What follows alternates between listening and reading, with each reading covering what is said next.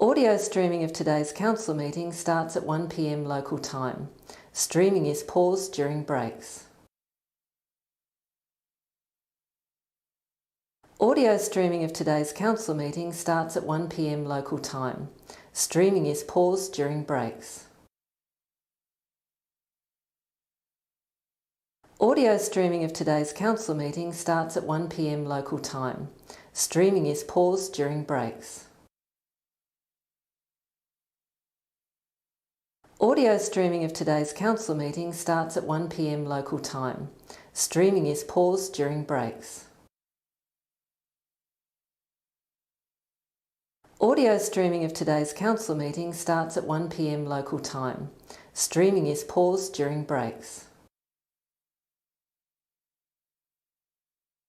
Audio streaming of today's council meeting starts at 1 p.m. local time. Streaming is paused during breaks. Audio streaming of today's council meeting starts at 1 p.m. local time. Streaming is paused during breaks. Audio streaming of today's council meeting starts at 1 p.m. local time. Streaming is paused during breaks. Audio streaming of today's council meeting starts at 1 p.m. local time. Streaming is paused during breaks. Audio streaming of today's council meeting starts at 1 p.m. local time. Streaming is paused during breaks. Audio streaming of today's council meeting starts at 1 p.m. local time. Streaming is paused during breaks. Audio streaming of today's council meeting starts at 1 p.m. local time. Streaming is paused during breaks. Audio streaming of today's council meeting starts at 1 p.m. local time. Streaming is paused during breaks. Audio streaming of today's council meeting starts at 1 p.m. local time. Streaming is paused during breaks. Audio streaming of today's council meeting starts at 1 p.m. local time. Streaming is paused during breaks. Audio streaming of today's council meeting starts at 1 p.m. local time. Streaming is paused during breaks. Audio streaming of today's council meeting starts at 1 p.m. local time. Streaming is paused during breaks. Audio streaming of today's council meeting starts at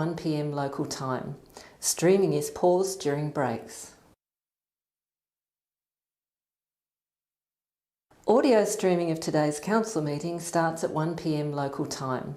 Streaming is paused during breaks. Audio streaming of today's council meeting starts at 1 p.m. local time. Streaming is paused during breaks. Audio streaming of today's council meeting starts at 1 p.m. local time. Streaming is paused during breaks. Audio streaming of today's council meeting starts at 1 p.m. local time. Streaming is paused during breaks. Audio streaming of today's council meeting starts at 1 p.m. local time. Streaming is paused during breaks. Audio streaming of today's council meeting starts at 1 p.m. local time. Streaming is paused during breaks. Audio streaming of today's council meeting starts at 1 p.m. local time. Streaming is paused during breaks. Audio streaming of today's council meeting starts at 1 p.m. local time. Streaming is paused during breaks. Audio streaming of today's council meeting starts at 1 p.m. local time. Streaming is paused during breaks. Audio streaming of today's council meeting starts at 1 p.m. local time. Streaming is paused during breaks. Audio streaming of today's council meeting starts at 1 p.m. local time. Streaming is paused during breaks. Audio streaming of today's council meeting starts at 1 p.m. local time. Streaming is paused during breaks. Audio streaming of today's council meeting starts at 1 p.m. local time. Streaming is paused during breaks. Audio streaming of today's council meeting starts at 1 p.m. local time. Streaming is paused during breaks. Audio streaming of today's council meeting starts at 1 p.m. local time. Streaming is paused during breaks. Audio streaming of today's council meeting starts at 1 p.m. local time. Streaming is paused during breaks. Audio streaming of today's council meeting starts at 1 p.m. local time. Streaming is paused during breaks. Audio streaming of today's council meeting starts at 1 p.m. local time. Streaming is paused during breaks. Audio streaming of today's council meeting starts at 1 p.m. local time. Streaming is paused during breaks. Audio streaming of today's council meeting starts at 1 p.m. local time. Streaming is paused during breaks. Audio streaming of today's council meeting starts at 1 p.m. local time. Streaming is paused during breaks. Audio streaming of today's council meeting starts at 1 p.m. local time. Streaming is paused during breaks. Audio streaming of today's council meeting starts at 1 p.m. local time. Streaming is paused during breaks. Audio streaming of today's council meeting starts at 1 p.m. local time. Streaming is paused during breaks. Audio streaming of today's council meeting starts at 1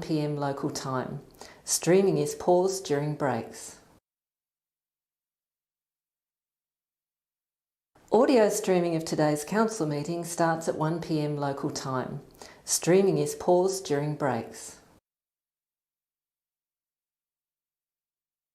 Audio streaming of today's council meeting starts at 1 p.m. local time. Streaming is paused during breaks. Audio streaming of today's council meeting starts at 1 p.m. local time. Streaming is paused during breaks. Audio streaming of today's council meeting starts at 1 p.m. local time. Streaming is paused during breaks. Audio streaming of today's council meeting starts at 1 p.m. local time. Streaming is paused during breaks. Audio streaming of today's council meeting starts at 1 p.m. local time. Streaming is paused during breaks. Audio streaming of today's council meeting starts at 1 p.m. local time. Streaming is paused during breaks. Audio streaming of today's council meeting starts at 1 p.m. local time. Streaming is paused during breaks. Audio streaming of today's council meeting starts at 1 p.m. local time. Streaming is paused during breaks. Audio streaming of today's council meeting starts at 1 p.m. local time. Streaming is paused during breaks. Audio streaming of today's council meeting starts at 1 p.m. local time. Streaming is paused during breaks. Audio streaming of today's council meeting starts at 1 p.m. local time.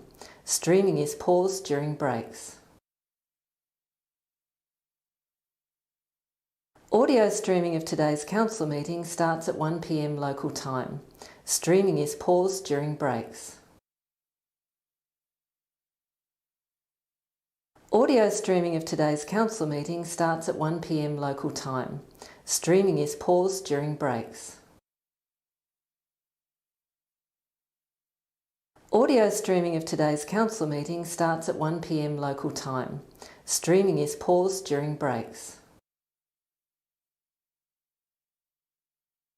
Audio streaming of today's council meeting starts at 1 p.m. local time. Streaming is paused during breaks. Audio streaming of today's council meeting starts at 1 p.m. local time. Streaming is paused during breaks. Audio streaming of today's council meeting starts at 1 p.m. local time. Streaming is paused during breaks. Audio streaming of today's council meeting starts at 1 p.m. local time. Streaming is paused during breaks. Audio streaming of today's council meeting starts at 1 p.m. local time. Streaming is paused during breaks. Audio streaming of today's council meeting starts at 1 p.m. local time. Streaming is paused during breaks. Audio streaming of today's council meeting starts at 1 p.m. local time. Streaming is paused during breaks. Audio streaming of today's council meeting starts at 1 p.m. local time. Streaming is paused during breaks. Audio streaming of today's council meeting starts at 1 p.m. local time. Streaming is paused during breaks. Audio streaming of today's council meeting starts at 1 p.m. local time. Streaming is paused during breaks.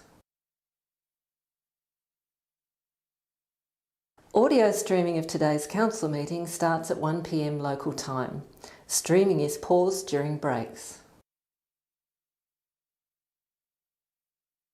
Audio streaming of today's council meeting starts at 1 p.m. local time. Streaming is paused during breaks. Audio streaming of today's council meeting starts at 1 p.m. local time. Streaming is paused during breaks. Audio streaming of today's council meeting starts at 1 p.m. local time. Streaming is paused during breaks. Audio streaming of today's council meeting starts at 1 p.m. local time. Streaming is paused during breaks. Audio streaming of today's council meeting starts at 1 p.m. local time. Streaming is paused during breaks.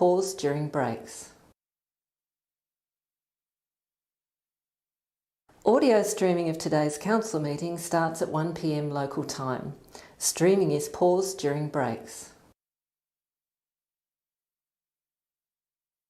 Audio streaming of today's council meeting starts at 1 p.m. local time.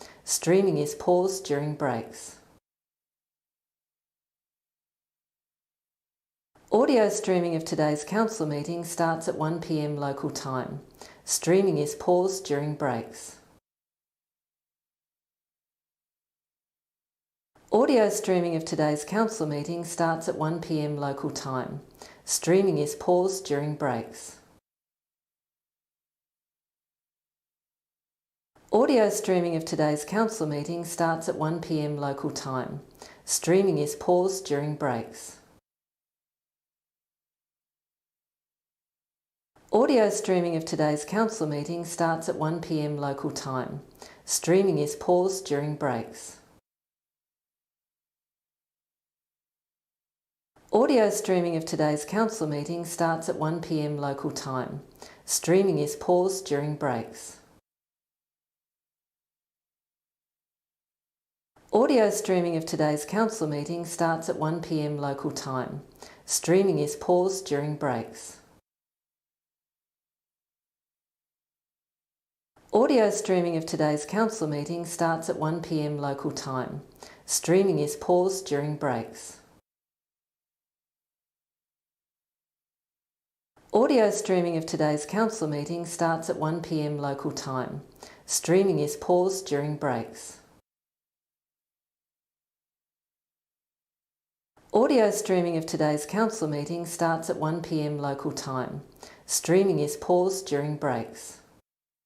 Can I have your attention, please? Councillors,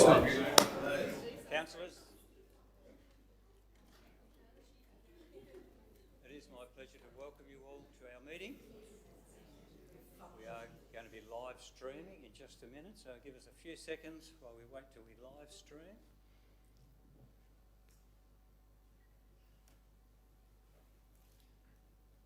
We'll have a minute's on. Are we right to go? Yeah, we're right to go. Thank you. So welcome everybody, and thank you for being here, for those that are in the gallery as well. And we welcome those that are now listening online. Welcome to our meeting. Just a reminder of those that are in the room, if you could have your mobile phone switched off, as it does interfere with our recording system, and obviously for those listening at home as well. Please be seated. Thank you. So we have no apologies for this meeting. Everybody is here. Declaration of interest. Any declaration of interest? Councillor Soward? Item 19.4, Mr Mayor. Thank you. 19.4 for Councillor Soward. No other declaration of interest. Confirmation of minutes. Somebody moved the minutes. Deputy Mayor, thank you. Moved from the previous meeting. Seconded Councillor Mackenzie. Can I put the motion? All those in favour, please raise your hand for the minutes to be approved. Thank you. That is carried. We have no deputations, and then petitions. Deputy. Mr Mayor, I wonder if I could stand to move that we deal with a late item. The late item being a petition submitted by Ms Peter Frost and Lisa Shearing and Adam Redburn concerning the Veolia Transport Depot in Invermay. On advice of the General Manager, which has been circulated to councillors, and the reasons for which, in accordance with the Act and meeting regulations, are provided. Thank you, Deputy. So that's the recommendation. Are you happy to move that? Or Thank you. you move, Deputy Mayor. Is there a seconder? Councillor Finlay. Do you wish to speak to it, Deputy? Just to read in, I guess, to the meeting, that the petition is that we petition the Council in accordance with the Local Government Act 1993 to refuse the development application on the grounds that the siting of the Veolia recycling plant at 19 to 25 Churchill Park Drive in Vermey is inappropriate given the negative impact that it will have on neighbouring residents, with particular reference to noise, smell, traffic congestion, opening hours and drainage, and that the number of signatories to the petition is 384. And importantly, Mayor, item 4 of this 4-part recommendation is that the normal 42 days in which a report is ordinarily brought back to the Council is not necessarily needed in this instance, as the petition relates to an item on today's agenda, and so no further action would be required with regard to that petition. Thank you. Councillor Finlay, wish to speak to it? Thank you, Mayor, and thank you to the Deputy Mayor for going through that process. To bring on this late item as recommended by the General Manager, it does require an absolute majority of Council to support this to be here, and then the decision of accepting the petition to be a simple majority of Council. Obviously, as the Deputy Mayor has said, because it's being a matter considered today, it was seemed relevant that that occur. I think we need two decisions, and one is, first of all, to put it on the agenda. We've heard the reasons why. Can we have that as a, now that I can ask for those to vote? All those in favour that it does be put on the agenda, and that is all councillors present, so it now becomes an agenda item. So now it can be moved. Councillor, Deputy Mayor? So moved. And Councillor Finlay again moved. Do you wish to speak to it, Deputy Mayor? All set. Thank you. Councillor Finlay? Any other councillor wish to speak? Councillor... No other councillor wishes to speak to it? I will put the motion. Those in favour, please raise your hand. That is all councillors present. That is carried. Oh, we had a speaker. Oh, my apologies. We'll have the speaker before we won't do that vote. Who was the speaker? Is it on that list somewhere? I haven't got that.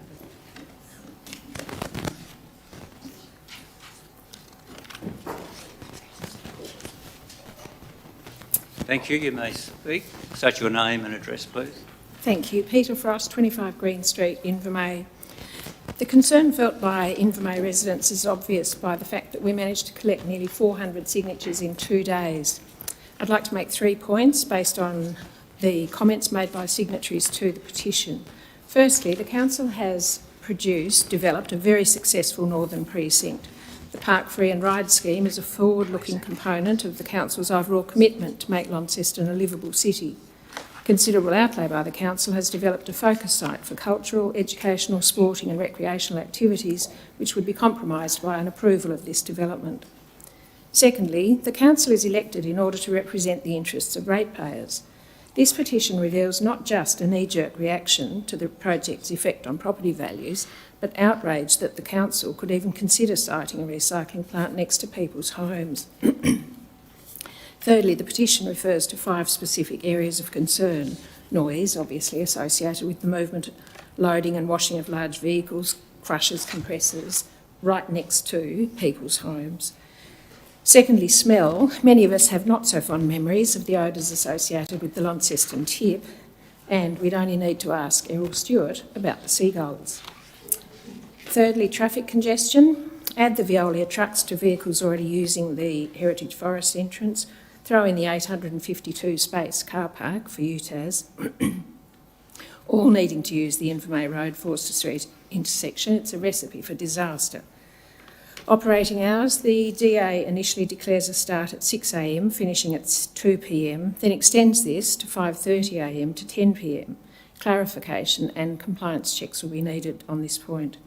And drainage, who is responsible for the upgrade that will be necessary to cope with daily washing of trucks and bins in a flood-prone area. Both Taswater and the Council currently own infrastructure beneath the site. In summary then, if the Council vision for Launceston is to encourage inner-city growth, this cannot be achieved by approving a recycling facility next to homes. The current review of Tasmanian planning procedures offers an opportunity to change this anachronistic light industrial zoning, which harks back to a time when Invermay was bordered by rail yards and the tip. This DA is discretionary. Please use your discretion and foreshadow a change to zoning that will not compromise your future vision for our city. Why not develop small-scale local businesses in a newly declared commercial zone? I urge you to please consider alternative sites to the Veolia project. Thank you. Thank you. Thank you for that. I think the vote will stand as we voted. We're all happy with that to continue on. So then we move to the public questions on notice, which are all there for us to have read before, and then public questions without notice. Questions without notice from those who would like to ask a question.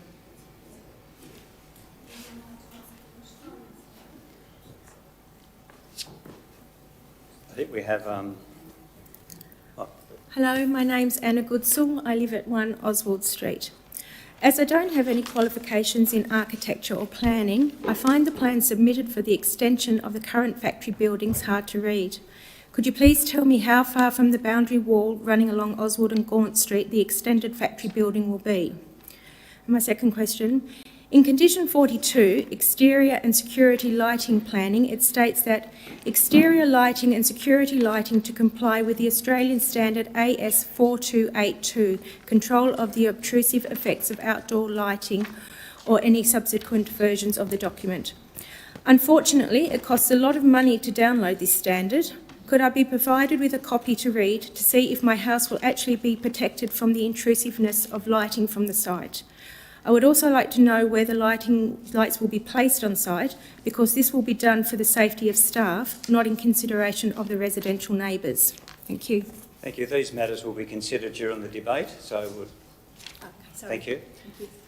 Thank you. Second, is that Nick Vincent or Joe Murray? Hi, Joe Murray from 5 Oswald Street, Invermay. My question is maybe to Veolia. Why at about 11:30 this morning I heard a loud noise and went outside with my decibel reader and it was 62 on my deck? Thank you. I can't answer that, obviously, so we Pardon? can't answer that. I can't answer that question. No, but I'm not Veolia. So, thank you. And thirdly, is it Nick Vincent, 3 Farrell Street. A question without notice is that given this affects all of Invermay, why were only a handful of people or residents notified of this application? There's only a few gone out there that we know of. The rest had no idea. It was only the people coming in doing our own work that we found out about this. Thank you. That'll be obviously, CEO would like to answer that one. Thank you. I might just explain. So the statutory process for considering a development application under the Land Use Planning and Approvals Act is that we're required to notify all the neighbours that adjoin the specific site where the development is happening or occurring or proposed to happen. We are required to put a notice on that site at the front boundary, and also to advertise it in the newspaper to be able to alert the broader community to that's occurring. So that's the statutory process that we have to follow. Well, the broader community don't often walk down that way or by the newspaper. Yeah. We had no idea. Thank you. Appreciate that. Any other questions from the public?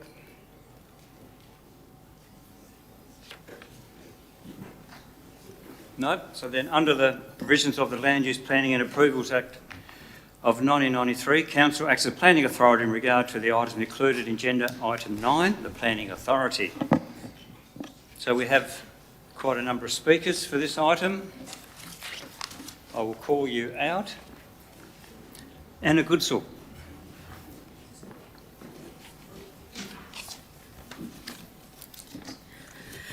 I'm Anna Goodsall from 1 Oswald Street.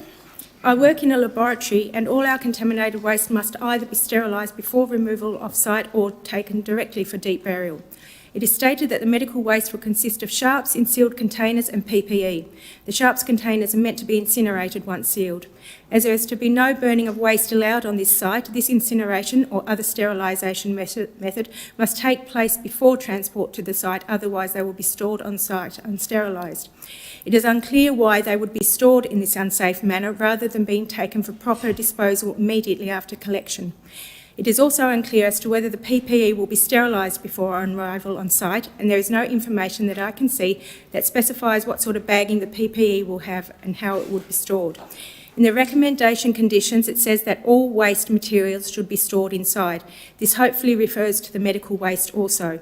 Having unsterilised medical waste outside will surely attract vermin, as at least some of the PPE will be blood-stained, with the potential for extremely offensive odours, particularly in the warmer months. Vermin could easily chew through plastic bags, leading to spillage of contaminated waste. A rain event could cause this contamination to spread over the site and onto the neighbour's land. Vermin could also carry waste into the neighbourhood. There is a condition that vermin should be controlled. Hopefully this won't mean poisoned vermin spreading from the site to residential areas to be eaten by beloved household pets.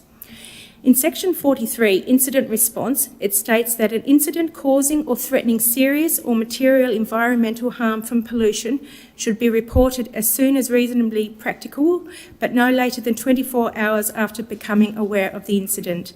Nowhere does it mention harm to the people living next door, which highlights very well the complete lack of regard for the residential area shown by this entire application. Thank you. Lorraine Gowland.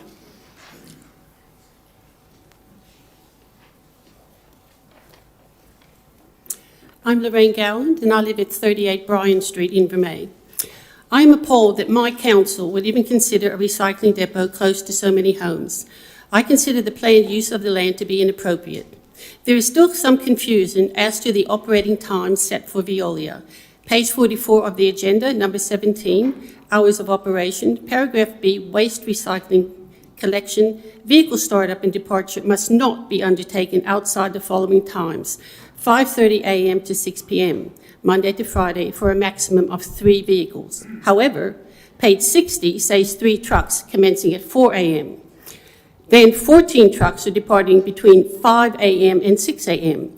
This indicates that the curfew period in Launceston, beginning at 10 p.m. and operating through until 6 a.m., is being waived for Veolia if there is vehicle movement before 6 a.m. This is only stipulating the time truck movement can begin, but someone will be out there before 4 or 5:30 a.m. to open the gates, ready the trucks for departure, etc., and any movement on the site will activate the lighting. All this will be happening before the 6 a.m. curfew ends. I find this to be contentious. Veolia can collect waste Monday to Friday. Why then is this facility operating 7 days a week as indicated in section 17, paragraph B, section 3? Operating hours are 8 a.m. to 6 p.m. on Saturdays and Sundays. Considering all the money that the council has spent on Churchill Park, turning it from a tip to a first-class recreational area, I fail to see why they are bringing a commingled waste facility back into the inner suburbs. Connector Park, Remount Road, St Leonard's Road and Lagana have industrial areas already established where Veolia would be more suitable to set up. Thank you. Thank you. Jane White.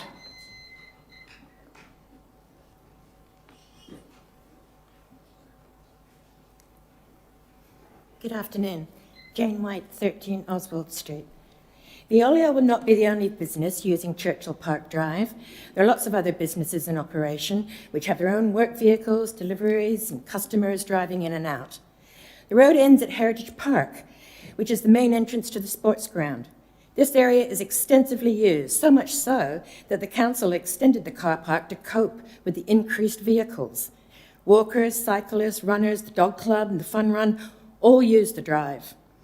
These activities aren't just at weekends, but also during the week. The increased traffic along Churchill Park Drive will have an adverse effect on more than just one road. Traffic leading into the drive incorporates vehicles from Invermay Road.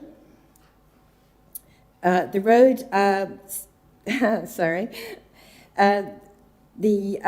highway safety for not just vehicles but for pedestrians must be considered as an increased volume is expected with Utah's new student enrolments. With a roundabout coping will be frustrating for other drivers and pedestrians using the road. Rush hour traffic is not confined to the times just before and after working hours. Schools, buses and other events use Invermay Road. The road is always busy and Veolia trucks are big. Visibility around them is not good, and there's the intersection at the Drive and Herbert Street where there's a blind spot. Blind spots and big trucks don't equate, especially in bad weather conditions.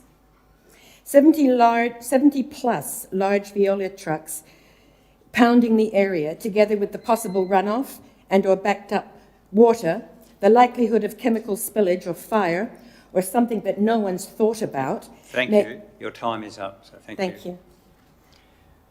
Joe Murray.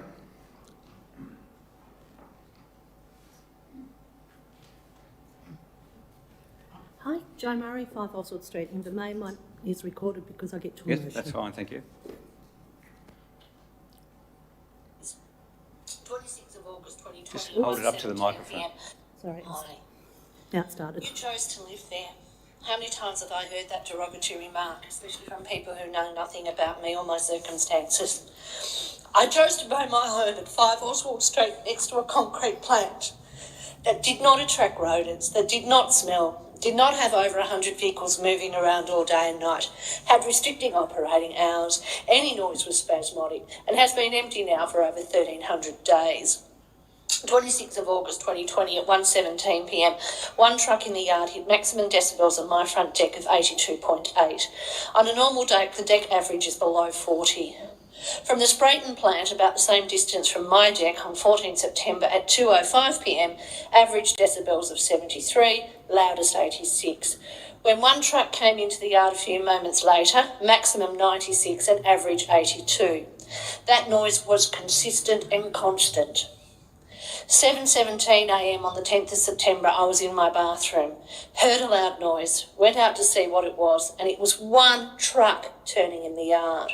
One truck made over 80 decibels. What sort of noise will 70 of them make? How can the guesstimate to be only 56 on my deck be correct? I work from home and it's going to be so challenging to try to concentrate with all the new loud noise. I hope you've had time to read the latest research data that I sent in that points to cardiovascular diseases, amongst other issues from exposure to constant noise. I've had my fair share of heart attacks. I don't want any more. Why in this DA are all the noisy, smelly, rodent-infested components facing the Invermay homes and all the quiet components facing the river? Would you want to live next door to that?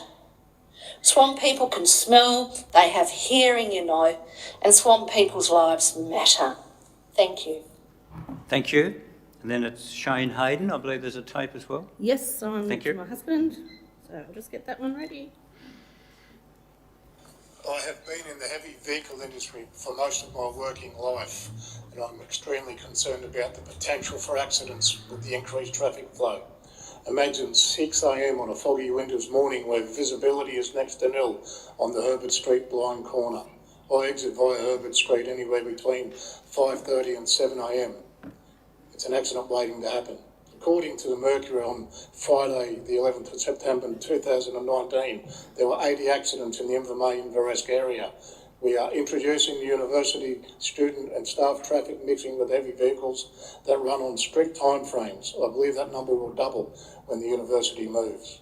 I work for an industry that requires me to be in or around Invermay regularly, and the traffic on Invermay Road is often back to Mowbray Hill from the Tamar Street Bridge. Imagine adding another 70 trucks dumping and then going back and dumping again.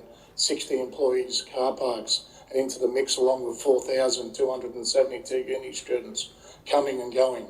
In your council's own traffic management plan, you state, avoid congestion, maximise the use of major roads throughout Invermay for vehicles and freight movements to avoid congestion on local streets. Example, Goderica and Foster Streets. Minimise impact. To minimise traffic impact on local Invermay Road and marching ants think they can do this doesn't make it right. Right idea, wrong location. Thank you. Good, thank you. Susan and Bill Fenimore.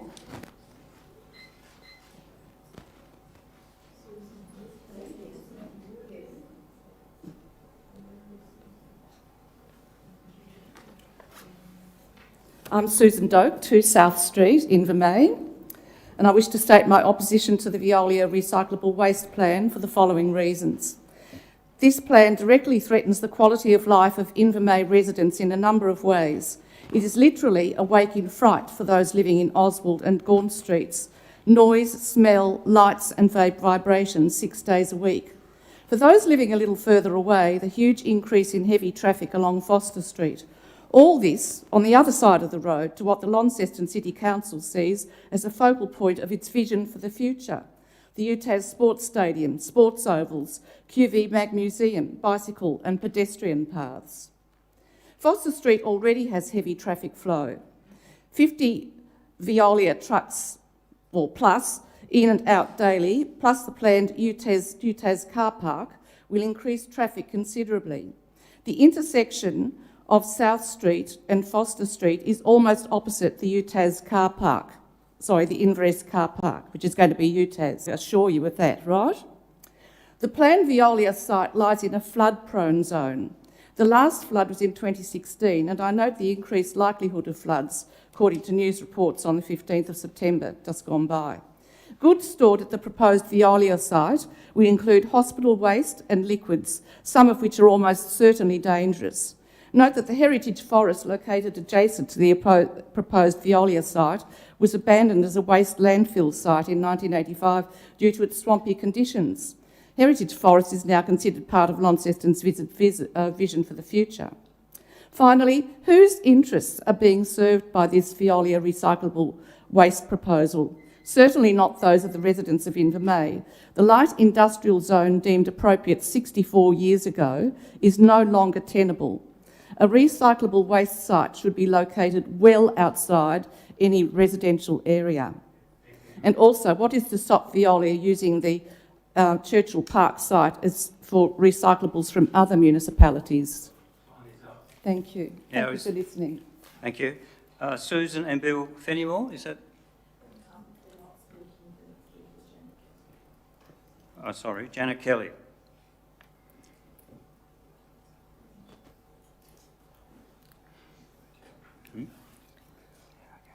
Janet Kelly, Taylor Street, Invermay. Invermay was a solidly working class suburb when the Churchill Park Drive area was designated light industrial in the 1950s. Times have changed and Invermay has evolved. It now has a more mixed population while retaining its old neighbourliness and village-like atmosphere. With its quiet streets of character houses, its parkland and recreational facilities, Its walk-friendly flatness and proximity to the city centre, Invermay is becoming recognised as a most attractive place to live. Property sales are booming. Like formerly industrial inner suburbs the world over, Invermay is coming to be appreciated as an asset to its city. Any locals who still think of Invermay as a poor relation among Launceston suburbs are behind the times. Much of the area's appeal is due to the City Council's commendable implementation of its vision for the city in developing the parklands and sports grounds adjacent to residential Invermay, not to mention the nearby museum and the university precinct currently being developed. The idea of imposing a noisy, smelly waste recycling plant and a massive resultant increase in heavy traffic on this scene just does not make sense. Not only would it adversely affect residents and those who enjoy the public open spaces nearby, it would clash violently with the council's own vision for this part of Launceston. I repeat, it does not make sense. Thank you. Thank you. Peter Frost.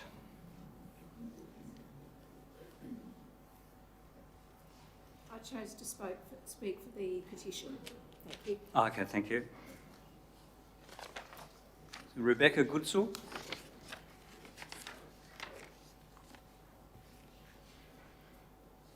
Hi, my name is Rebecca Goodsall, 1 Oswald Street, Invermay. This has been a disheartening process due to lack of transparency. We found that a waste transfer station was being planned next door from the council. The proponents did not have any consultation with us, as per agenda item 5 representations, and yet our shared boundary will possibly be the longest. They have had a year to consolidate their plans. We have had a mere month. Single trucks have been measured at 80 decibels while on site. The agenda gives permitted noises allowed. I believe that these noise levels will exceed much of the time. Broadband reversing alarms do reduce noise. Sound levels for motion alarms for vehicles on site will need to approach 100 decibels, perhaps more. These alarms are required to be louder than their situated environment, and numerous vehicles and constant associated noise from the workplace will constitute a cumulative effect, resulting in nuisance noise for us. The doors of the shed will have to remain open to allow for the movement of trucks. A friend informed me that front-end loaders run the waste up ramps to deliver it to the sorting machinery. They rev louder than the collection trucks. They too have loud reversing alarms. They will be constantly moving waste. Attenuated alarm signals, heard at a distance in homes where no hazard is present, is sound pollution and a source of distraction. We have neighbours working from home. Trucks early in the morning require 30 seconds or more to start. People with disturbed sleep every day suffer from much longer. I was told that the vibration was included in the noise assessment, which is a fallacy, as the two are not the same. Where are the vibration reports? The constantly moving heavy vehicles and marshy nature of Invermay will make vibration another loss of equanimity. The E4.6.2 agenda item states that the increase in traffic will be to the value of 252 movements per day, including the heavy vehicles. At the movement along the initial section of the road from the university, traffic, sporting events and training at Churchill Park, other businesses and people relaxing, this number is a lot more, even outside peak hours. This will create significant danger, wear and tear on this road unless significant capital is invested to make the road safe. Veolia is relying on people rinsing all packaging. This won't happen all the time. Thank you. Your time is up as well. Thank you. Thank you. Nick and Karen Benson.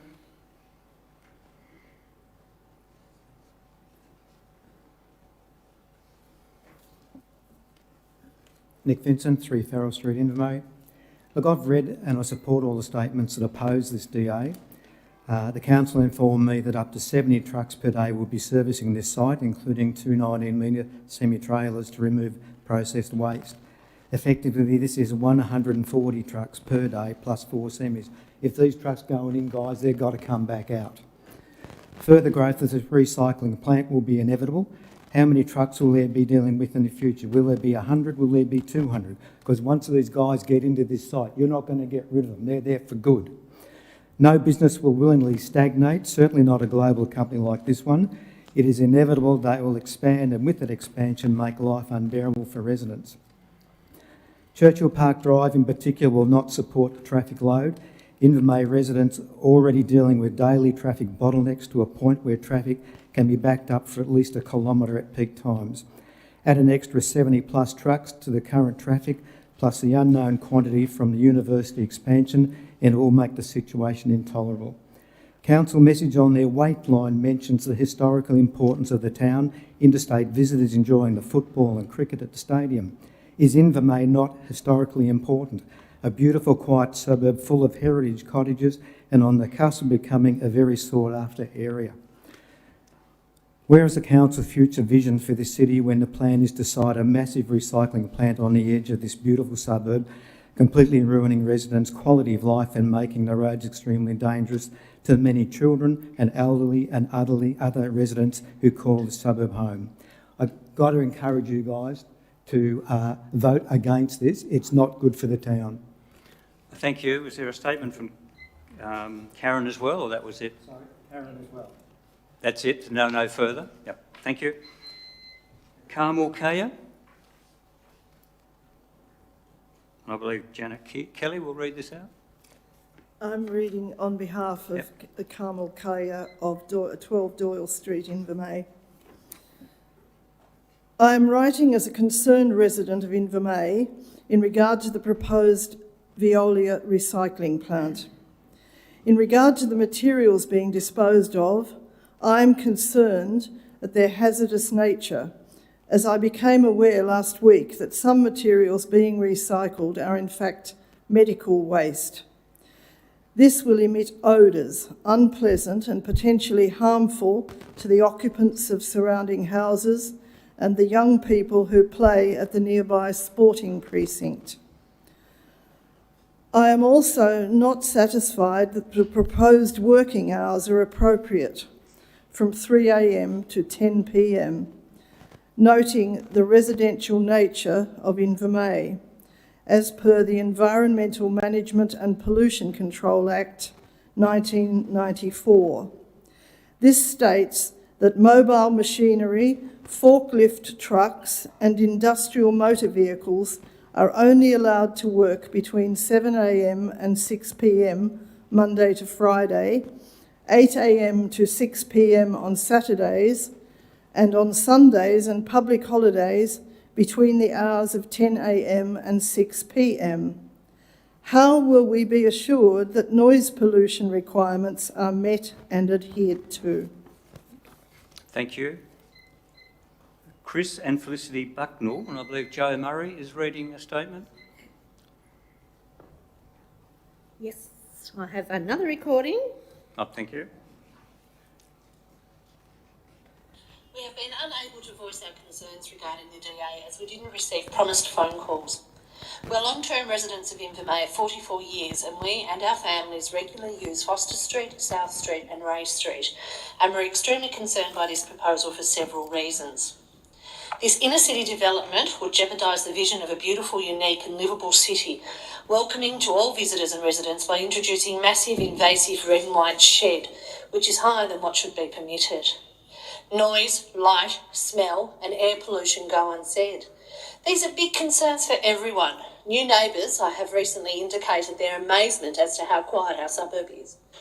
I believe neither the Mayor, Deputy Mayor nor any councillors live in this area and therefore would not be directly affected by such a facility. Our concern is just how could such a facility be thought of in an inner city Launceston? Surely there are outer areas way beyond homes more suitable. With present flooding issues along Churchill Park Drive flowing into Foster Street, such a facility would create more health issues and water flow problems. Given the recent flood modelling by UTAS, surely this cannot be built so close to a river known to and predicted to flood. Of course, the company involved would desire an inner city facility which would be more economical for them, fuel costs, etc., to name some. Mayor and Deputy Mayor and councillors, you have all promised to keep our city, where we have lived for a lifetime, an attractive and workable place, where everyone will wish to live and visit. This promise by you as elected members of council, we trust you will keep. You have stated your hopes that Launceston will be one of the world's great and innovative regional cities, and you have a passion for this unique city with its special character. Please do not allow this facility to be situated in our city, but away beyond our suburban homes, where I'm sure there will be more suitable available sites. Thank you. And understand for Claire Massey, there's another recording. Yes. Thank you, Joe. I'll just get Claire's. I'm extremely concerned in regard to the proposed recycling plant in Churchill Park Drive. This is in close proximity to not only my house, but to a densely populated residential area. I'm concerned in regard to noise, smell, traffic and vermin. I live in a wonderful, quiet, pleasant neighbourhood. I've lived here since 2003 and have seen the suburb grow and blossom into a great community with cafe, shops, cinema and of course the levee and the parkland, all in walking distance of my home. I'm grateful that the council has seen fit to previously invest in this area with the park, and I truly do believe that it has been a great investment in Launceston. I believe this recycling centre would be a stain on the area and also make the residents' lives very unpleasant. Regards. Thank you, Claire.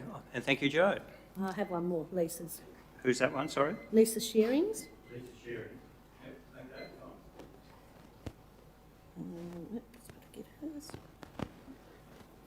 I keep being told this is a zoning issue. If it meets the planning works requirements, it's highly likely it'll go ahead. I don't know how in fact it can be when clearly the noise testing is flawed. I don't believe testing has occurred when there's multiple trucks in the process of dumping or picking up, not to mention testing while they're smashing glass. I don't know how 70 trucks a day, 2 semi-trailers, 60 staff, 3 a.m. to 10 p.m. can actually meet light industrial. I'm really hoping there's some form of common sense amongst all of you today. Don't expect that any of you sitting around the table would truly understand where we're coming from, purely because it's not you and your family and your home that it's being imposed on.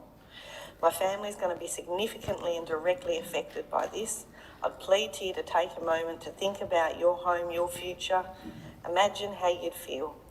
I'm worried we're going to be placed in a situation where we're forced to move, not to mention the drop in the value of my property.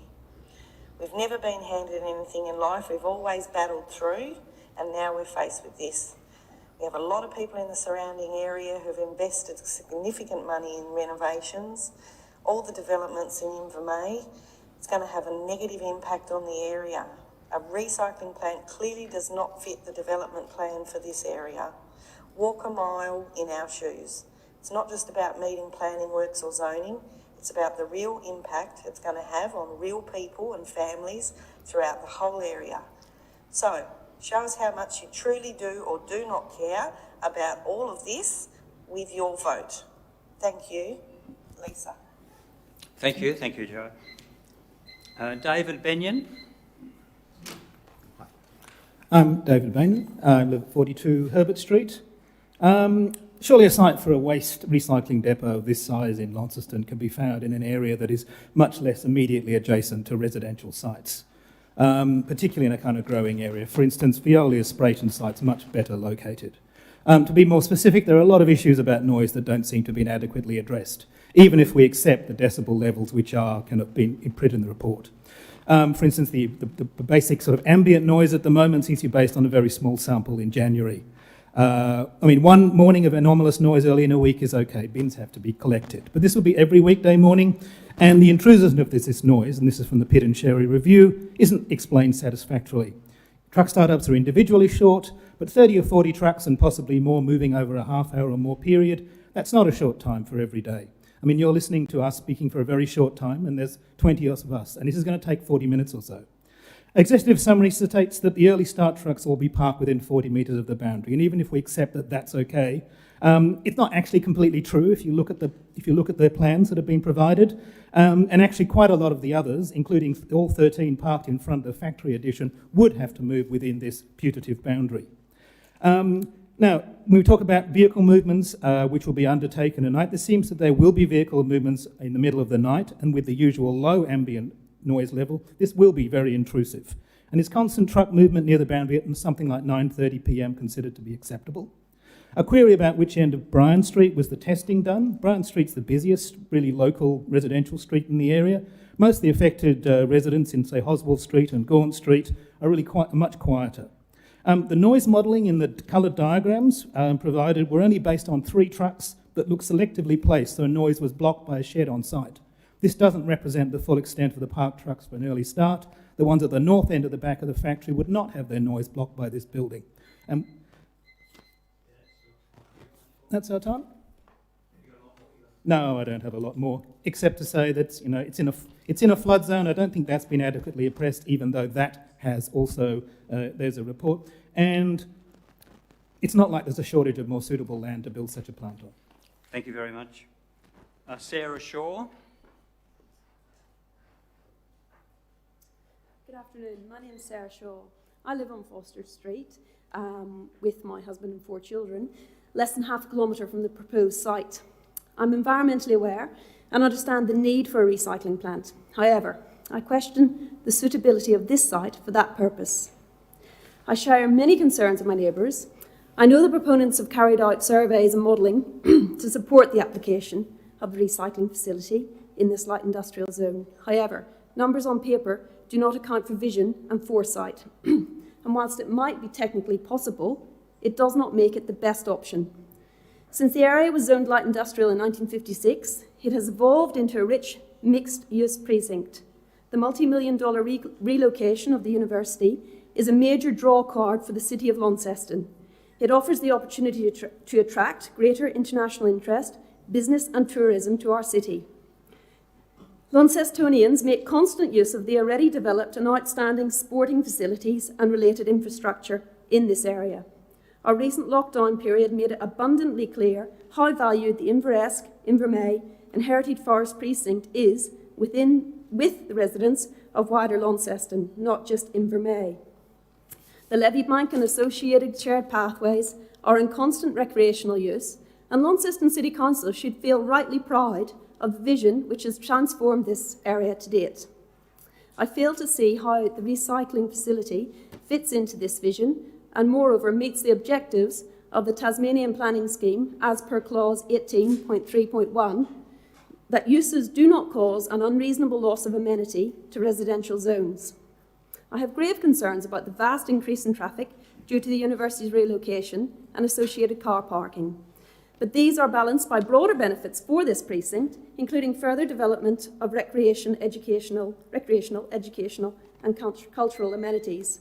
However, adding in the large heavy traffic associated with the recycling plant on top of the university traffic will cause significant congestion and increased traffic-related noise pollution.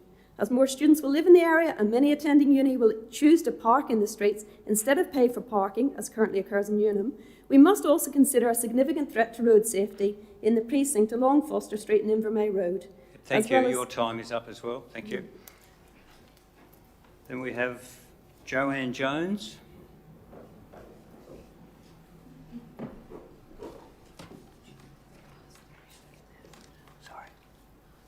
Good afternoon. And I'm Joanne Jones, and also on behalf of my son Eugene, long-term residents of 4 Farrell Street in Invermay. I'd like to thank you all for this opportunity for us to, the residents of Invermay, to voice our concerns. You've listened to a very long list of objections today, and you have the impact that this proposal will have on our little community. You have a vision, as stated downstairs in your lobby, that you support the community, and we expect you to support this community of Invermay and to reject the recommendations of that have been put forth by your Planning Commission, Planning Department. So we thank you for your time. Thank you. Then we go on to Martin Robinson.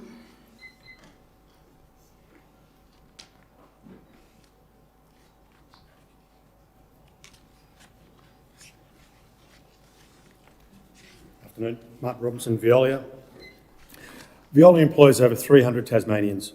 We provide a stable and secure employment environment for hundreds of Tasmanian families with a focus on safety and compliance. We've operated in Invermay for over 30 years. We've been interacting with residents in Invermay and providing valuable services for over 3 decades. We're building a materials recovery facility, a state-of-the-art recycling facility. It's not a waste recycling facility. We'll sort recyclables using the latest technology, and the introduction of a container rebate scheme will also change recycling in Tasmania. Veolia has a very strong safety culture. We live by the always safe culture, which drives everything that we do in all the facilities that we operate. We follow the appropriate rules and regulations, and we're compliant. We adhere to all environmental regulations and rules and work closely with the EPA, Biosecurity Tas, and the relevant council regulations. We have a modern fleet that is fuel efficient with low emissions.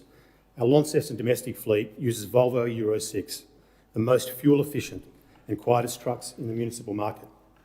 We have a proud record of service in Tasmania. We've been working with the Tasmanian community, business and government sectors for over 30 years. Just a letter of support from Ray Stogel. Veolia is an organisation without too many peers.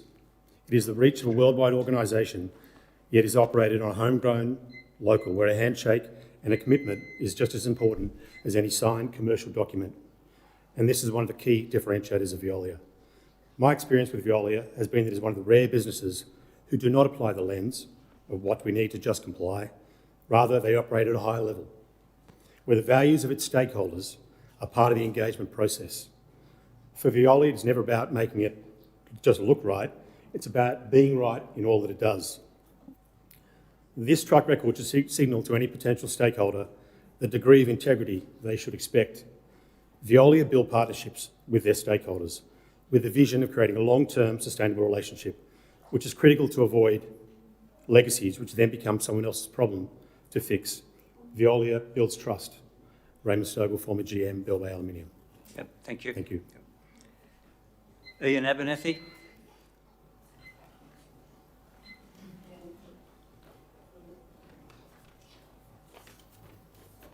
Good afternoon.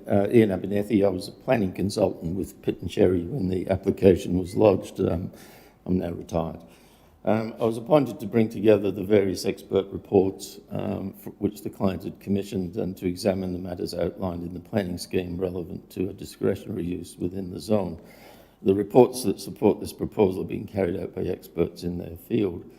The site has a history of industrial uses, and in keeping with the surrounding area for the Churchill Park Drive.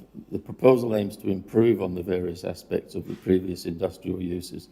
For example, the vehicle wash bays that previously fed directly into the sewer stormwater system will be supplied with triple interceptors to prevent any soils and contaminants entering the public system.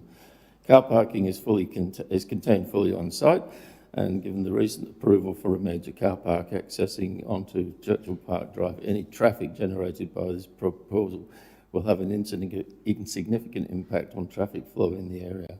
Lighting will not spill from the site. There is an Australian standard, which you've already heard about, covering the impact of lighting. The final lighting design cannot be done until the project enters the design stages. The changes proposed to the vehicle start times in the conditions reflected by the external planning consultant are supported by the applicant, indeed as all conditions are. The representatives are concerned about the proposal not fitting into the character of the area.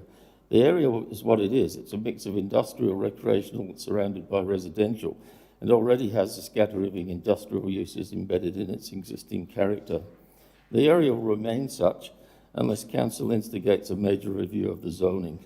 All developments that have been mentioned previously, either current or approved, have been assessed against the provisions of the planning scheme, as this application will be. Thank you. Thank you. I understand there's someone that we may have missed, Nick. Is that correct or not? No?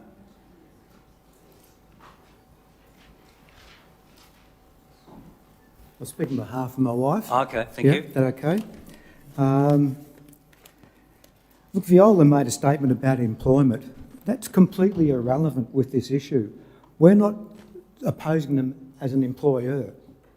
We're fine with that. We are opposing the location. The employment matter is completely irrelevant. It's the location. Thank you. Thank you. Tony Seymour.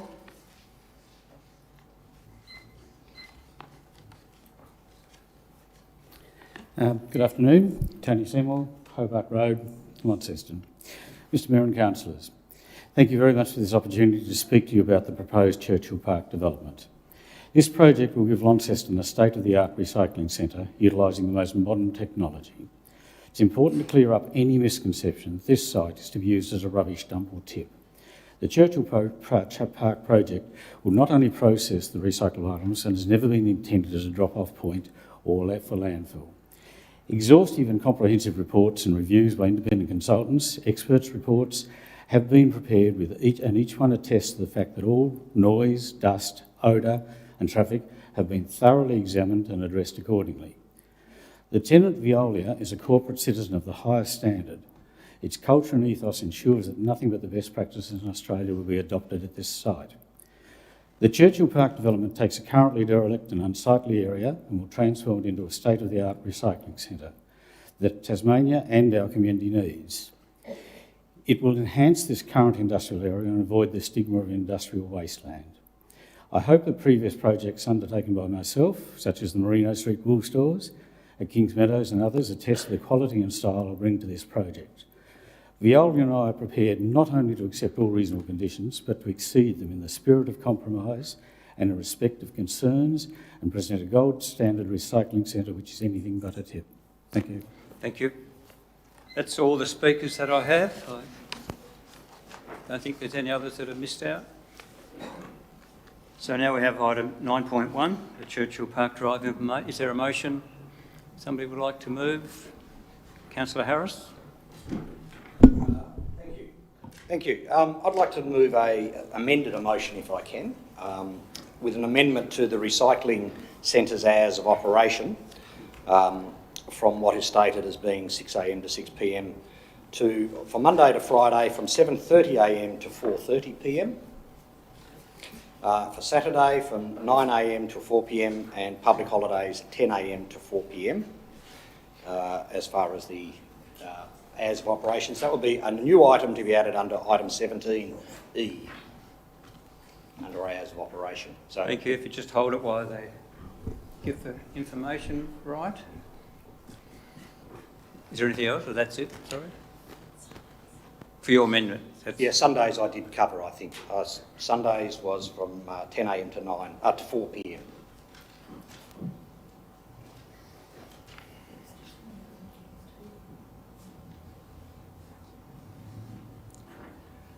Perhaps you can just repeat that one more time for those listening. Righto. So the recycling centre's hours of operation to be Monday to Friday from 7:30 a.m. to 4:30 p.m. Saturdays from 9 a.m. to 4 p.m. and Sundays and any public holidays. The Sundays would be 10 a.m. to 4 p.m. The public holidays would be 9 a.m. to 4 p.m. It's the same as Saturdays. Thank you. Have we got that?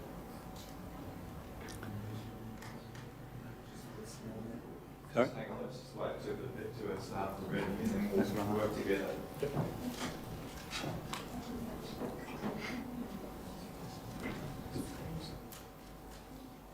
Talk us through working to the screen, please, so we can actually capture what you're saying.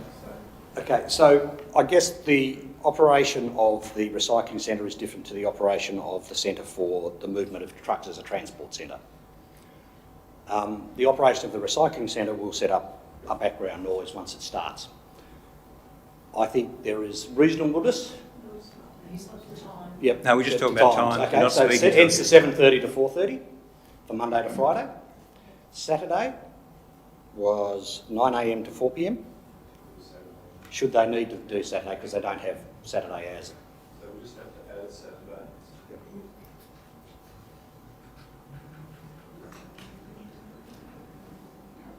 So what was your Saturday time? 9 a.m. to 4 p.m. 9 a.m. to 4 p.m.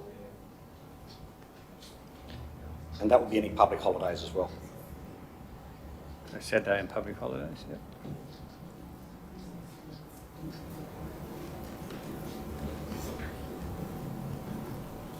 So the rest goes, is that right? And Sundays was 10 till 4.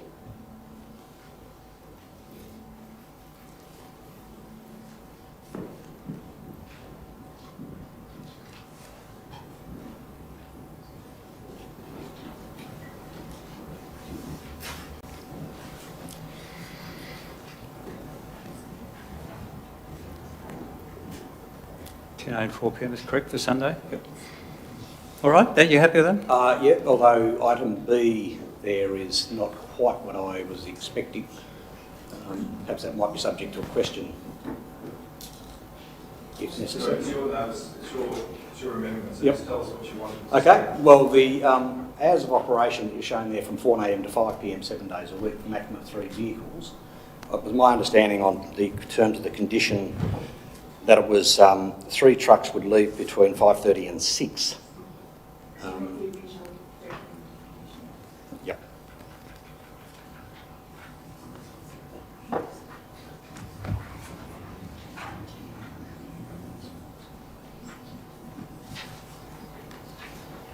Just tell us what you want changed, councillor, and what's on the screen. Yep, so three trucks to leave between 5:30 a.m. and 6 a.m. Just pull that up on the... Yep, so that's one, you're happy with that? 5:30 to 6, 7 days per week for a maximum of 3 vehicles, correct? Just check that for you to make sure I've got the right bit. Oops, come round.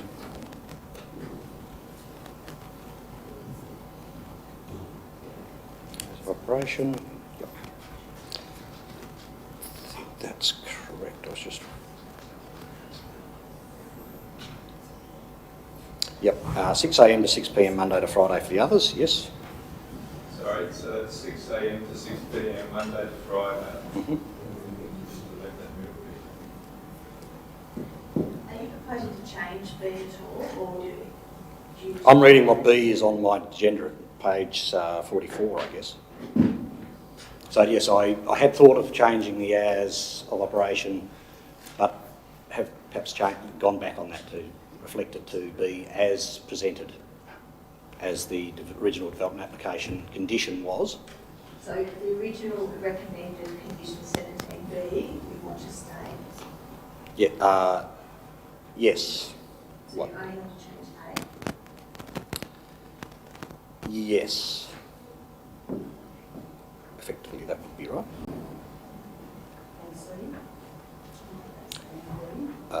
C would possibly need to be changed as well. Is that correct? If you would see that, notwithstanding very fast up.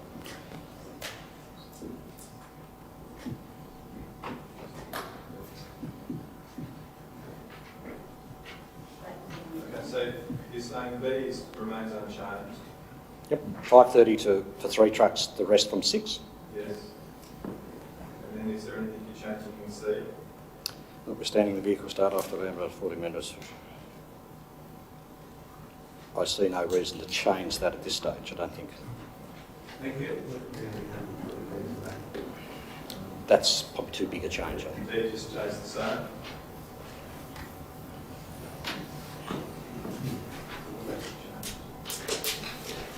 I wouldn't change that without responsibility. Above operating hours, that's correct, yes. Thank you. Just before we go on further, is there a seconder for this motion? Councillor Mackenzie. Just so I know, there'll be a seconder. So moved by Councillor Harris. We understand those times.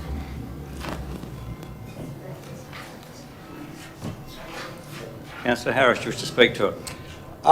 Yes, thank you. Look, I have listened to the... Wait a minute. Sorry. Okay. Just want to check, is it only condition 17 that you wish to amend? That's my understanding of the hours of operation. So you didn't want to revise the plans To move the vehicles from where they were. That was perhaps considered too big a change just to do as an amendment Okay, so I need to change this to condition 17. at this stage. Thank you. You may now proceed, Councillor Harris. Thank you. Having sat and listened to the many representations against this. I can't help but be moved by their passion, and I do understand their concerns about a light industrial zoned area next to residential. But this development application is not a referendum on whether there should or shouldn't be an industrial zone land in Invermay, but it is in fact a development application that we need to consider against the current planning scheme as it exists today.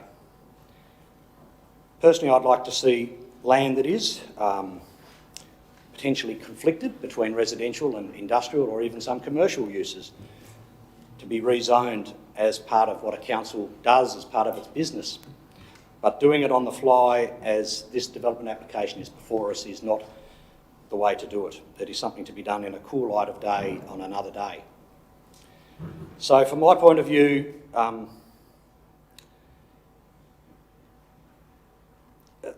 this is something that has been caused by the, I guess, 3 planning schemes since 1954, when the Humes, or probably the predecessors to Humes, if they were, concrete plant was established in what was then probably a fairly industrial area with the railways and others.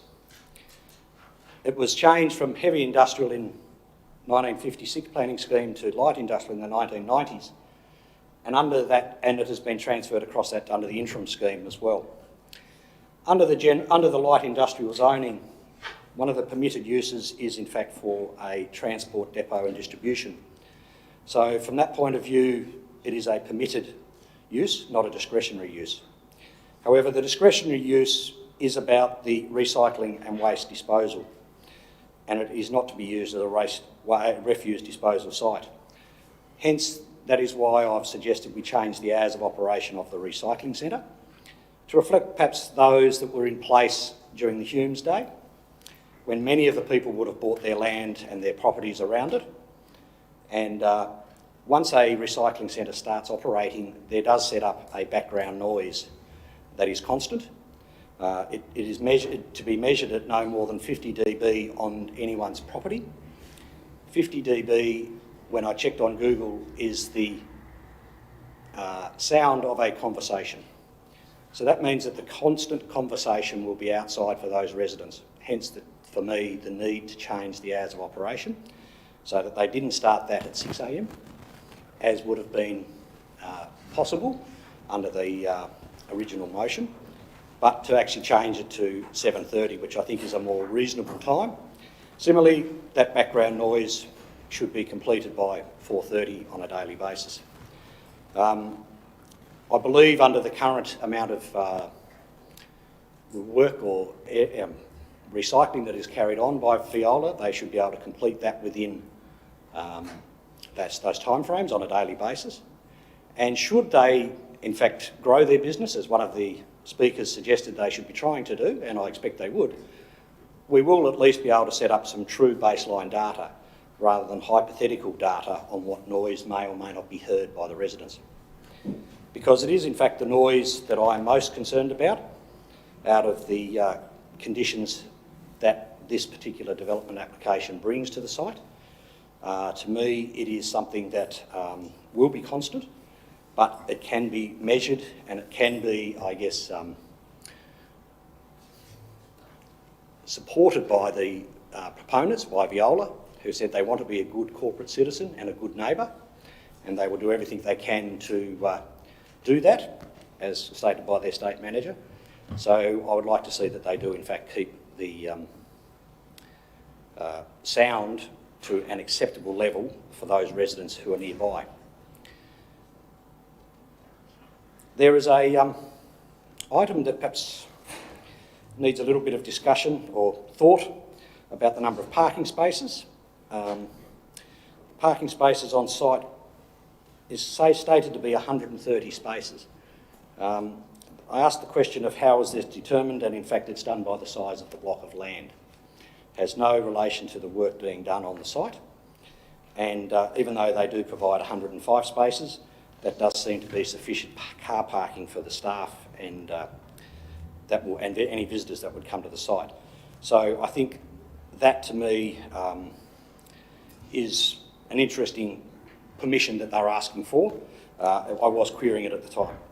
Vehicle movements, there was an additional 252 vehicle movements per day. Councillor Harris, your time's up. Do you need to finish? Just a short one. There was an additional two... Oh, sorry. Yep. Moved by Councillor McKenzie, second by Councillor Sauer. There's an extension for 3 minutes. All those in favour? That's carried. Thank you. Thank you.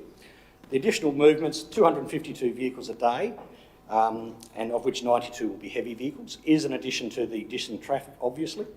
But it is something that will occur, I guess, to me, outside the normal other heavy traffic areas. Most of the movement will be first thing in the morning around 6 to 6:30, when that is not a heavily used truck. The trucks come back after about 4 hours, so that makes it about 10:30. And again, any sort of movement to the university car park and others should be less at that time of day, as well as the normal traffic for people coming to work. So I feel that the traffic is manageable, and that is something that has concerned many people, and many people have spoke to me about, sorry. So with that, I am happy to move the amended motion. I think it's particularly important that this council understand that this is in fact a development application that meets the conditions under the planning scheme, but we have the ability to make input into its, or changes to its hours of operation to make it more acceptable to the local residents and to ourselves. Otherwise, the risk is it goes to the tribunal and perhaps they will just impose more standard conditions. Thank you. Thank you. Question from Councillor Finlay. Thank you, Mayor. In fact, during public question time, there were 3 questions raised, one of which the CEO responded to. Thank you. I'm wondering whether officers or our attending planner are able to answer the first 2 questions in regards to the resident that lives at 1 Oswald Street, whether there was an ability to confirm the distance between the structure and the boundary, at the boundary of their property, and the impact of the lining spill, particularly to that property at 1 Oswald Street. Was the first question from the public. Just wondering if in this moment we can answer that. And the other question was in regards, this may not be a permitted question, but given that Veolia are present, there was a question in regards to the activity on the site this morning, and a recording of the noise level, and just a question of what occurred to create that noise this morning. Thank you. John? First question. Yes. No. The distance to the closest residence is approximately 65 metres from the furthest extension of the building. Closest. Yep, closest. So 65 metres. The second question? And there was a question about the containment of light. Yes. It's a requirement that all light spill be centred within the property and not to impact on adjoining properties, residential properties. Yeah, the CEO answer the third question. Yeah, no, look, I don't think it's appropriate. That's a question we're able to answer today. It's not relevant to what the development application is today, and there's just no way that ourselves or the planner could possibly know what's happening on that site today. Thank you. Question from Deputy Mayor. Thank you, Mayor. Councillor Harris has moved an amended motion with regard to some random changes to the times. What is the procedure should that amended motion get up today? What is the procedure then that is open to Veolia to request amendments to those operating times in due course after the approval today? Thank you. Through Mr Mayor, Councillor, the process is that the applicant, as do the representors, have 14 days to make a representation in objection to the Planning Appeals Tribunal. That matter is then heard by the tribunal. In terms of any future application which might come forward, it would be a new application that would have to be considered quite separately by council and run through this process in terms of the hours of any change of hours of operation. Thank you. Councillor McKenzie? Just again, a couple of questions that came from the public. One was just the storage of medical waste. I'm just wondering if you could expand on that. There were comments made in regards to the cleaning, the separation, the smell, the rodents and things like that. I'm just wondering if you could answer that. That's number one. And number two was the drainage aspects. I've seen some photos today of flood that have gone into neighbouring properties as to, under the DA, the requirement of the applicant to contain water on the site. Just exactly how that works, please. John. Thanks, Mayor. Councillor, the first question? The storage of medical waste.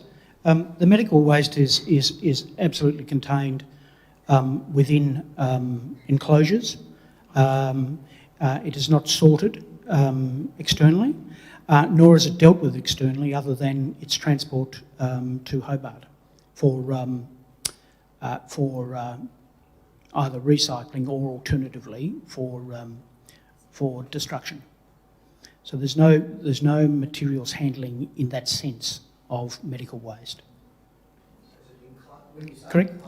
It's enclosed. It is collected within, for example, sharps are collected from various surgeries, and also medical gowns are collected from the hospital.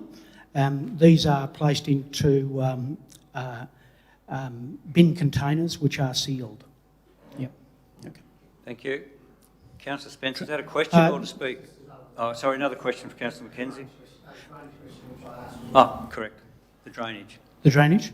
In terms of drainage, the proposal is that there will, of course, within these areas which are bunded, any drainage from the facility is passed through interceptor traps and, of course, proceeds into the infrastructure system. In terms of flood management, an environmental management plan also plans relative to the isolation of structures in the event of flood, such as electrical equipment, those sorts of things, are dealt with as part of the detailed design of the facility. Thank you. Councillor Spencer, were you speaking or asking a question? Ask a question, please. Yes. Thanks, Mayor. Just inquiring about after the question about the refuel and diesel. It's only roughly 20-25 metres off someone's back fence. There could be up to 100 movements of vehicles stop and start and pulling there every week. And I think that could have been moved further towards the front of the block. John, you wish to comment? Well, the only comment I would make, Mayor, is the position of that facility is as it is presented in the development application. If your intention was to see it moved, then it would be, as you've done in terms of the hours of operation, require an amendment to the motion and, of course, to the conditions of consent. Thank you. Councillor Mackenzie, you wish to speak? Thanks, Mayor. It'd be fair to say that this DA has caused me one of the highest levels of stress and angst that I've had during the last 9 years of adjudicating on these issues. I've listened and spoken to a number of the representatives in relation to their concerns and read and hopefully responded to all of the emails, other than the ones I've received overnight and this morning, in relation to the representation. And those concerns are real. And then I've got to try and separate my feelings about your feelings and then deal with this in relation to the Land Use Planning Act, which is a separate exercise. And we might sit here and we certainly care, and all of the comments about what we as a city are striving to do are all relevant and still appropriate. But today we sit as a Land Use Planning Authority and therefore need to make decisions in accordance with the Land Use Planning Scheme. So when someone questioned me, how would I like to live next door to a recycling facility, it caused me to honestly think, no, not really. And it would be a far better situation if I didn't have to make a decision at all about this today. But then I got to thinking about where I live now and where I've lived in the past. And I live on a hill in inner city Launceston, and my property is zoned inner residential and doesn't abut to a light industrial area. Yet on most days my peace will be interrupted by the sound of a helicopter landing at the Launceston General Hospital or an ambulance siren wailing its way to the emergency department. That can be day or night. And any hour on top of that, every night I go to bed, I can hear the noise of the CBD blocking route coming up the hill, or pre-COVID, the music from a hotel down the street. But to be honest, this is now sort of blends into background noise for me. Now, I don't want to trivialise any of the comments made, because yours is probably the concerns you've got will be of more constancy than what I'm representing, other than to say that noise is everywhere. Unfortunately, when you live next door to a light industrial site, there will be industrial noises that will permeate. And driving out there today, and other times I've been out there beside this particular facility, there are other light industrial. I saw an engineering business and a number of other industrial processes down there. So I am concerned, because we are trying to deal with something which is zoned in a light industrial area, not in a residential area. The problem we have is one abuts the other, and that creates some concern and therefore some conflict in relation to that. And certainly comments have been made not to treat Invermay as a poor relation. We certainly don't. I certainly don't. I love what's gone on and what's going on out at Invermay. But the reality of this is a light industrial area, and therefore the person who's come to us, I'll go back a step, it's important to note that the City of Launceston is not doing this to anyone. The decision to lodge a DA is that of the proponent, who in good faith has lodged, believing the development will fit the needs of the planning scheme. It is also important to note the assessment and recommendation of the DA has been prepared by a consultant independent of the City of Launceston due to our conflict in having contracted Viola for our recycling and rubbish collection. So I'd also like to congratulate the work that's been done by both the consultant and the proponent in putting this together, because it is detailed, and they have named up 52 conditions that they need to step through in order to meet this requirements that are there. But I have sat here and I have listened again today, and I've heard the noise responses, the DBA results that have been given to me, and now I'm not going to suggest in any way that they are false or otherwise, but certainly it does give me concern, because to me the major issue that we're dealing with here today is the sound attenuation on the property. And there is no doubt that if I lived at 1 Oswald Street, 3 Oswald Street or 5 Oswald Street, or any of the streets that are just close by there, that I would be concerned about the noise escaping from that business and across the street. I do believe that the planner, the consultant planner, I do believe the proponent has put a lot of effort into trying to mitigate those things with the way that they've done that, by making sure that all of the vehicles where they can go in forward, so there's no a reduction in the level of reversing lights that are going off in the buildings. But I also do note that there will be some beeping. I was outside 5 Oswald Street earlier last week, and I heard the beeping of the reversing up at the other end at Mackenzie Street. So I have no doubt that you're still going to hear that from time to time in relation to it. But interestingly, when we visited the Mackenzie site last week, we were standing outside the building, we were standing within a metre of the building, and we could hear the clinking of the glass, and that's all we could hear. Yet when we went round and went inside the building, we could hear and see forklifts reversing and going in and out, and trucks going in and out, and we couldn't even hear them on the street. Excuse me, Councillor Mackenzie, your time's up. Do you need an extension? I do, thank you. Move Councillor Sowers, seconded Councillor Cox. All those in favour, please raise your hand. That is carried. Thank you. But I said, so I just find, it's really challenging in these situations, because we have sound engineers, we have traffic assessment people who are professionals in it. I'm not a professional in any of those things, or odour and so forth like that. I don't have the professional expertise to do that. So we rely on consultants to give us that advice. The consultants that on this particular issue have come back and said that all of those things tick the box for us to give a discretionary approval in relation to this matter. But I have heard the residents out there, and it's caused me to waver a little bit in how I feel about the noise concerns, because I'm a person who says I'm a professional who gave advice, and I expect people to take advice when I give that to them. So as a result of that, it's really challenging for me to go back against the advice. Traffic management was the other thing that has been raised as a major issue, and I've read the report from the traffic investigation. and it would say that the daily trucks will travel down Foster Street and Churchill Park Drive, but the traffic impact assessment says that the road is more than capable of handling the type of traffic that's there. And as much of the usage by the proponent will be off-peak times, the road network is more than capable and will cause no major concerns with the cross-street traffic. So I'm struggling in relation to the conflicting noise sounds that I'm getting from the people who have raised that today. And certainly there was one other development that came out this morning which we haven't raised as an issue today, because I was told it was too big a change to the actual development application, which is where I think the proponent indicated a desire to bring the trucks to the front of the buildings on Churchill Drive. And if we are to vote in favour of this today, I would hope that we could continue to work with that in relation to bringing those trucks forward so that the early leaving trucks are actually separated from the residences by the buildings themselves. It's not come as a thing, so this is just something that if we do pass this today, I would like to think that that discussion that we had this morning is something that could be followed through, and the proponent would be happy to do that.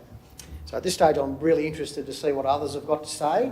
You know, my decision was when I sat down and I come to these with an open mind, which we must do.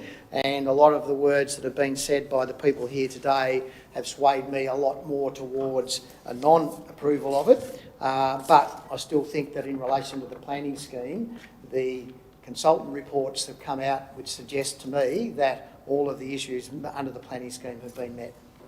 Thank you.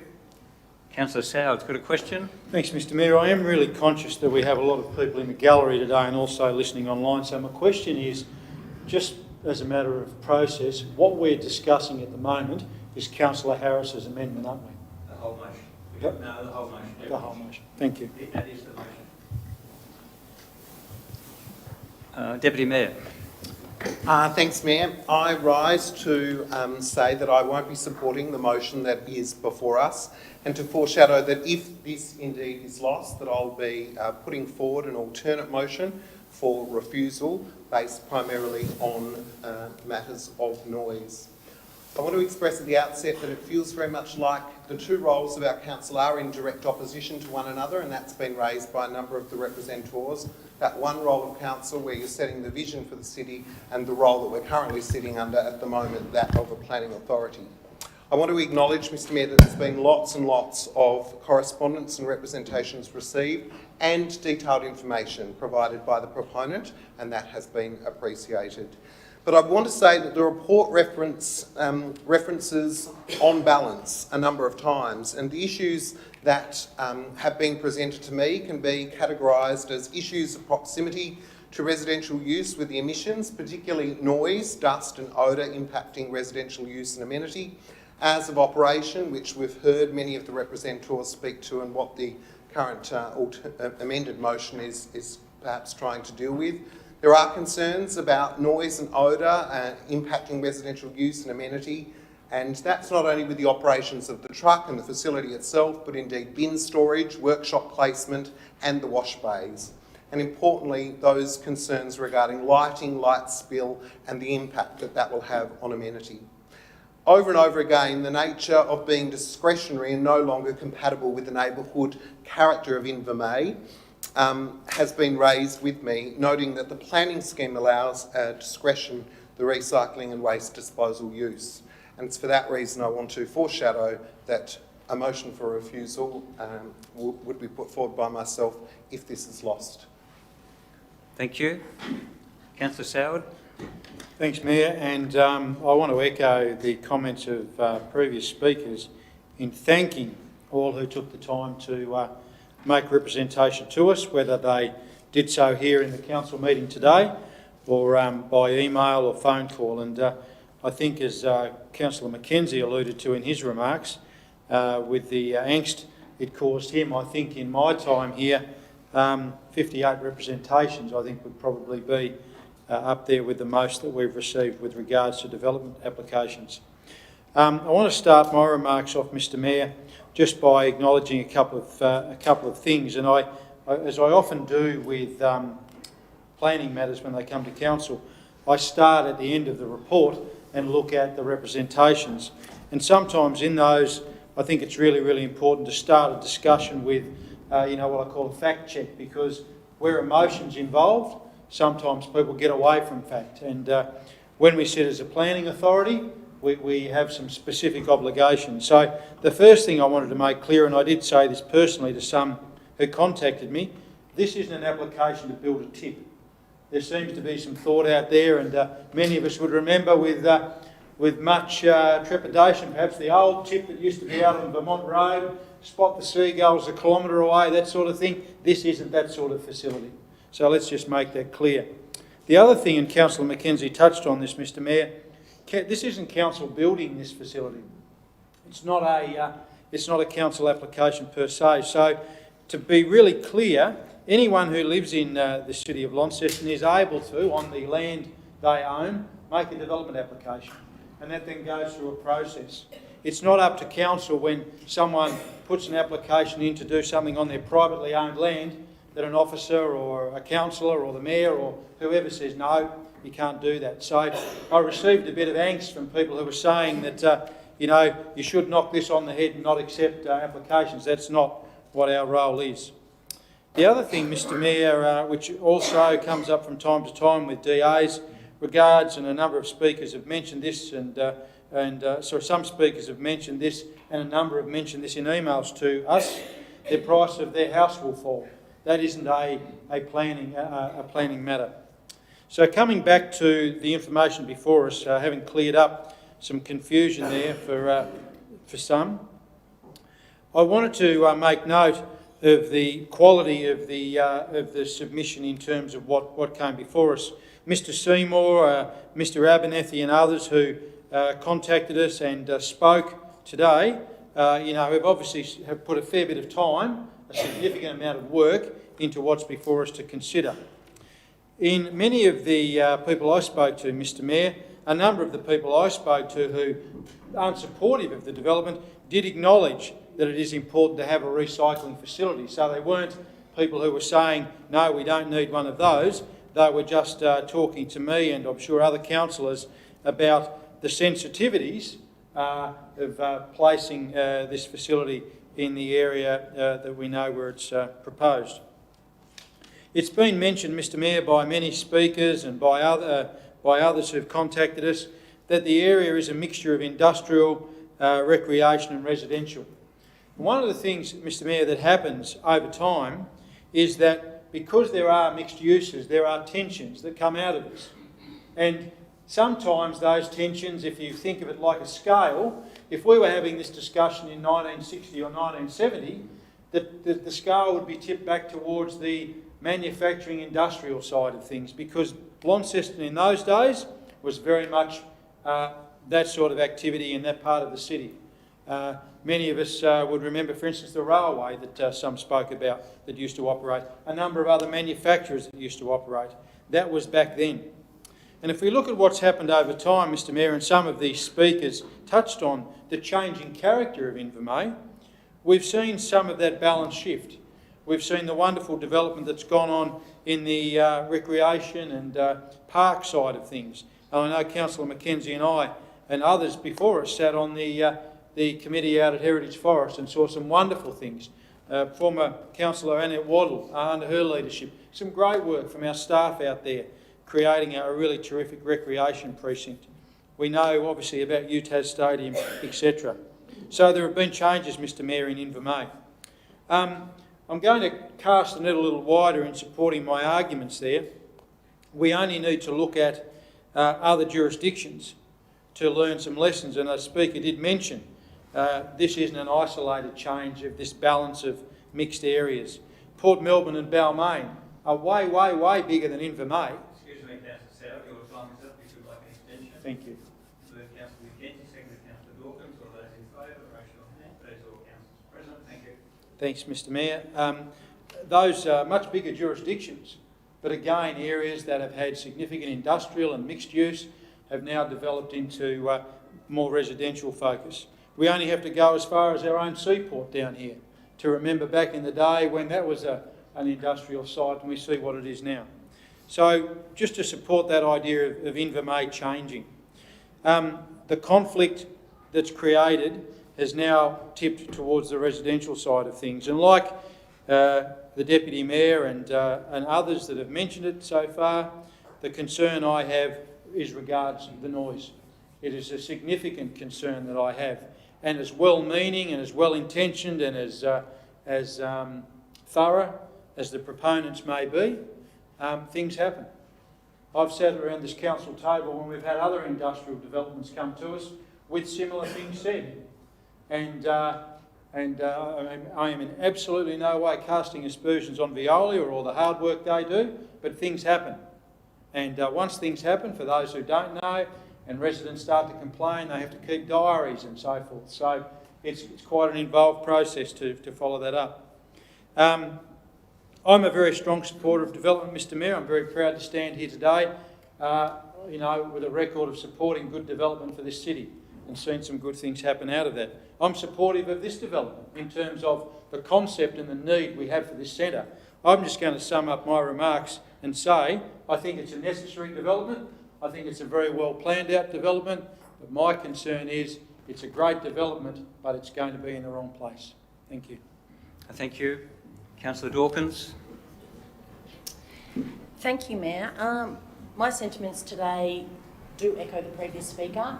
I do believe that Veolia are a fantastic commercial citizen of this community. Can't wait to see the next iteration of what they do, especially considering the state-of-the-art facility they promised for Launceston. With the container deposit scheme very close now on the horizon, their activities can only grow with time, which is why I'm going to vote against this application today. I simply do not believe this site is appropriate for Veolia's future movements within their field. The proximity to houses is simply too close. The discretion that needs to be allowed around noise and emissions, for me, it's too much of a stretch. I do not believe council will be able to manage the amount of phone calls around compliance that are surely going to come. So we're in a really high-risk situation either way. Whichever way we vote today, we could either be in front of the tribunal or our compliance team are going to be spending an enormous amount of time trying to manage the amounts of nuisance reports from this facility. There's almost no winning today, unfortunately, but I think in this instance, I am not necessarily listening to every single community member who's come here today. I can't, because I have to vote within the scheme. And if this had been allowed without a major discretion around emissions, then I would vote in favour of it. But it couldn't, because it simply does not fit within the scheme. So we do allow for discretions, and sometimes they work. I just don't believe in this instance that they're going to. And that community have lived now for around 1.5 years without the noise coming from that facility. And yes, in time, they may be able to become used to it again, but is this really what we want for our community? It's not what I want for these people. And for that reason, I cannot support it today, and I hope that others will follow. Thank you. Any other speakers? Councillor Walker. Thank you, Mayor. I rise to say that I will not be supporting the motion that's before us, the amended motion that's before us. I'll try not to repeat too much of what other speakers have said, but I do thank especially Councillor Soward and Councillor McKenzie for their attempts at trying to explain the process, which is a difficult one for a lot of people to understand, let alone being a councillor and trying to understand it sometimes. So, but quite simply, it is to say that yes, a developer, a landowner, of course, is within their rights to put forward a development application. If it meets the planning scheme, then of course it should pass. In this case, Veolia is not the developer. We've heard from the developer today. So what do we have here? We have a developer who is looking for a solution for his holding, for his land, to find a development that's suitable. We have a tenant, Veolia, who already do have a site in Launceston, which I'd like to know more about, and in a location that's not adjacent to housing at the moment. We have a community who've rightfully stood up and voiced their concern about this particular development, and we have a council who, it is our job to assess this, and it's not as some people might like to think that the council can stop this process before it comes to this stage. And I appreciate the efforts the developer has gone to try and mitigate some of the effects that I see as being an unreasonable impact to amenity of the surrounding community. And I appreciate, the good citizenship that Veolia espouse and show in their work. I've been to the Sprayton plant. I've been there as a journalist. I've seen what goes on there. I know this will be a more modern facility, but I do share those concerns. It is a dusty place. It can be a smelly place. It can be a noisy place.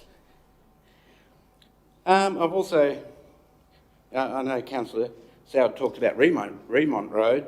The old tip at Invermay, of course, as most people would know, was just down the road at Heritage Forest. In fact, again, as an ABC journalist, I can remember interviewing our mayor there at the 25th anniversary of Heritage Forest.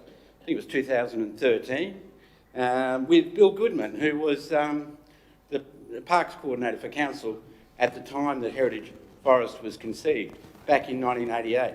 Now, this is a visionary work from this council to establish an urban forest in that location. Students, service clubs came along and helped council plant those trees out. Now, I might be digressing from this particular development application just a little, but what I will say is the use and nature of this area is changing. It's difficult for council to make the appropriate changes that go with that. But what is being expressed today is the fact that people have a will and an urge to see that change continue. How we facilitate that, that is another matter. But in this particular case, we have a development that does not fit in terms of amenity, even the current use, let alone the future use for this area. When we consider things like what is going to be put on site, a fueling station, a wash station, and other workshops, activities, storage, not all of these things can be kept away from the residential part of this development. So it makes it difficult. And these things will increase, as Councillor Dawkins mentioned. Hopefully this state will soon have container deposit legislation and a container deposit system. Now, it'll be up to companies like Veolia to find ways to implement and to augment that system. And that, hopefully, will be sooner rather than later, but it will mean that wherever they are, there may be more pressure upon them to do extra activities. So, quite simply, I say that this is an unreasonable impact on the amenity of the region, of that community. I congratulate that community for standing up. I congratulate the efforts of the developer in getting it to this stage, but unfortunately I cannot support this development application. Thank you, Mayor. Thank you. Councillor Cox. Yeah, thank you, Mayor. Like previous speakers, it's been an interesting couple of weeks, and I think I've swayed left and right and wherever during that time. Of the people I've spoken, Councillor Alexander used to remind me of that. To the people I've spoken to over the last week or so, they've been terrific, they've been understanding, we've shared each other's concerns, or we've understood each other's views, and I thank them for their civility during those conversations. It's been mentioned a moment ago that Veolia will build a state-of-the-art plant. I hope they do. I believe they will. Councillor Soward mentioned there have been numerous changes to Invermay over the last few years. Do you know what hasn't changed? It's still an industrial site. Now, by being an industrial site, that means you can put industry on it. So I'm trying to separate the emotion to the reality. And the reality says that there is an industrial site waiting to be used, because no one's ever changed it to anything else. If I were living in Invermay and living near there, would I like to live next to it? No, I wouldn't. Do I have sympathy for all those residents that are nearby? Yes, I do, very much so. I understand your concerns. I sympathise with your concerns. If you bought a property and it had an empty block of land in front of it, would you be astounded if somebody built a house on it? Probably not. If you had a property next to an industrial site, you probably shouldn't be surprised if someone puts industry on it, because that's what they're entitled to do, and that's what they're allowed to do. I come back to, would I like it? No, I wouldn't. But this is black and that's white, and that's the way it actually is. Somebody said a little while ago, how could my council allow this to happen? Well, your council isn't allowing this to happen. We're tasked with the unenviable job, I guess, of making a decision as to whether or not this industry is acceptable in that spot. Morally, we probably don't like it, but factually, it's allowed to be there. Provided that company ticks all those boxes, then I suspect that this will end up in the tribunal, and we hopefully won't lose, but we just might. So it's been a pretty rocky road. I agree with most of the things that have been said previously. I certainly agree with, once again, which is getting people worry, Councillor Mackenzie, and I have no intention of repeating everything that's been said before, because I know a lot of you want to go home and have tea or feed the dog, so I'll endeavour not to take up any more of your time. But at this stage, I am leaning to what I believe is legally the allowable product for that site. Thank you. Councillor Dakin. Thank you, Mr. Mayor. Again, as Councillor Fox and all councillors before me have mentioned, I think Councillor Mackenzie can't articulate any better regarding or stating our two positions and what we'll face with planning all the time. But listening to everyone and reading everyone's emails and speaking to a lot of people, everyone here's got the best intentions. And it's up to us as a council to make sure we get the best outcome for the city. And that's why at the moment I can't support the motion as it stands. Thank you. Any other speakers? Councillor Finlay. Thanks, Mayor. I think it's been actually really valuable to go through this process, although I suspect that the motion before us will be lost, because it does provide an opportunity to explain and share with the community the role that we're in as a planning authority, and perhaps best put by Councillor Cox, that we have to, when we sit as this, deal with the property and the use without necessarily the particular occupants or the neighbours in the area. Having said that, it's our job to test reasonableness on any discretions that are before us in an assessment.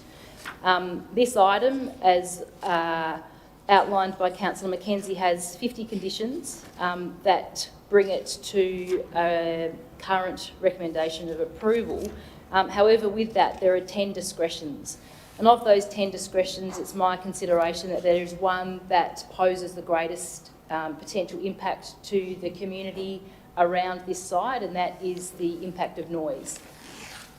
When reading the noise report and assessing what I think is a borderline assessment of the impact of noise, there were two statements in there that caused me to consider whether I believe the discretion is reasonable. The report, of course, is written by the consultant and written well, and it's prepared to support the development application. There are two elements in that. One is potential impact on sleep disturbance, and the other, the potential impact on daytime amenity. The guideline to ensure that sleep disturbance does not occur is that the decibels should be between 45 and 60. And the report determines that, on average it's about 55. So it's only just meeting the requirements of not determining sleep disturbance. Again, with daytime amenity, it shouldn't exceed 55, which is about, on average, the impact here. So I believe that as members of the Planning Authority, considering the property and the use, that we have grounds to determine that the impact is unreasonable. I want to acknowledge the vast amount of correspondence by members of the community and the quality of the reports presented by the applicant. I want to acknowledge the comments of the community that Council have set and are delivering a strong vision for the area, and comments from the community and the applicants around the quality of operators of both previous developments of Mr Seymour and of Veolia, particularly when they're seeking to deliver a state-of-the-art facility to really northern Tasmania. For me, on balance, with the amendment proposed by the councillor, it is still down to the discretion of noise, where I believe there is an assessment this is unreasonable impact in the surrounding community, and I believe that's based on the use of the property and what the zone allows. Thank you. Any other speakers? Councillor Spencer? Thanks, Mayor.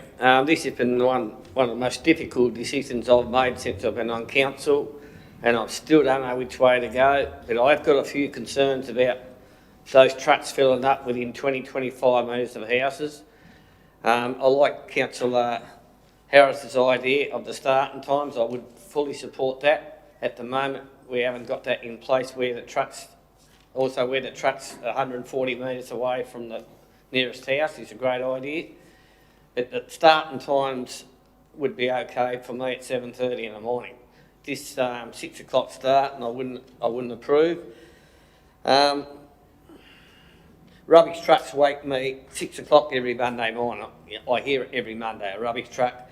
I've got a cul-de-sac, it reverses back. I'll hear it every Monday morning. Maybe a full soundproofing barrier around the outside of where the houses are would really fix all our problems. It does say industry can't be a nuisance. Now, noise is probably a nuisance. So I've got the problem with noise, smell and traffic. So I just don't know where we're going to go with this. It is a very hard decision, and I fully support all the residents that have complained about it.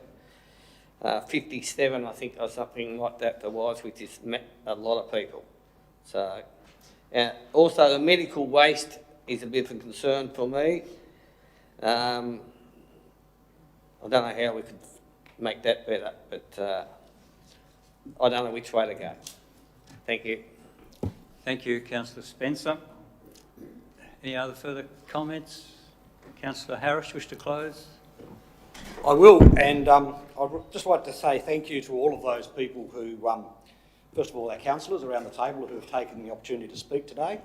I'd also like to thank those people who made the representations. It is good to see that they care about their area, and of course it is their homes that they are talking about. I'd like to thank the developer, their consultants, and of course John the planner, because this was obviously as difficult a job for John as it was for us, because he has to apply the rules as a planning consultant, and each of us have our own stress and anxiety about this particular development application. However, it is that we sit wearing our planning authority hat at this exact moment, not on what our vision is for the city. And so it is with that that I believe we need to support this application. From, I guess, some of the questions that have been raised, the issue of medical waste has been answered to say it will be locked in a secure thing and then taken off site to Hobart. The wash station will be enclosed to keep the noise from the washing, and I asked the planners about that, and they had viewed the one in Hobart and said they were 5 metres away from it and there was no discernible noise. So that is heartening to hear. So with this, one of the councillors made the comment there's no winners in this DA, and I tend to agree with that. But nevertheless, the DA has come to us because the owner of the land wishes to put something on there for him under the current zoning. And the current zoning is light industrial.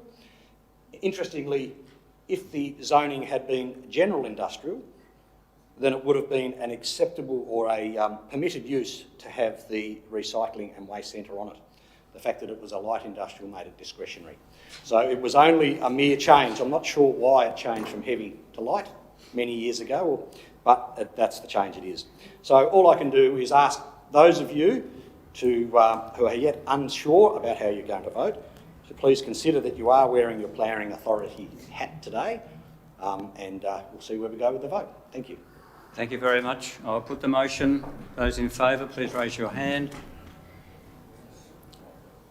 So that's 2, 3, 4. Those against? the remainder. Have you got the names of those? Do you know which one? 3, 4 were Councillor... Councillor Spencer's abstaining, correct? Okay, so for the motion was Councillor Harris, Cox and Mackenzie. Councillor Spencer abstaining, the rest against. So that is lost. Deputy Mayor. Thank you, Mayor. I rise to put forward an alternate motion.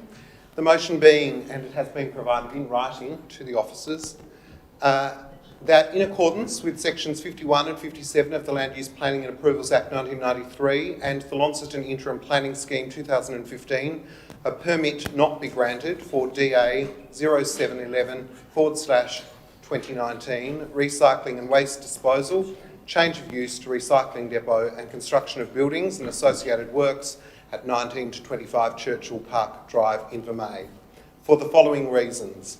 1, having regard to the number and proximity of sensitive uses in the area and the nature of the use, the noise emissions from the intensified site activity, and particularly from trucks starting and leaving the site early in the morning, will adversely impact on the amenity of those nearby sensitive uses and is contrary to clause 24.3.2 P1 of the scheme.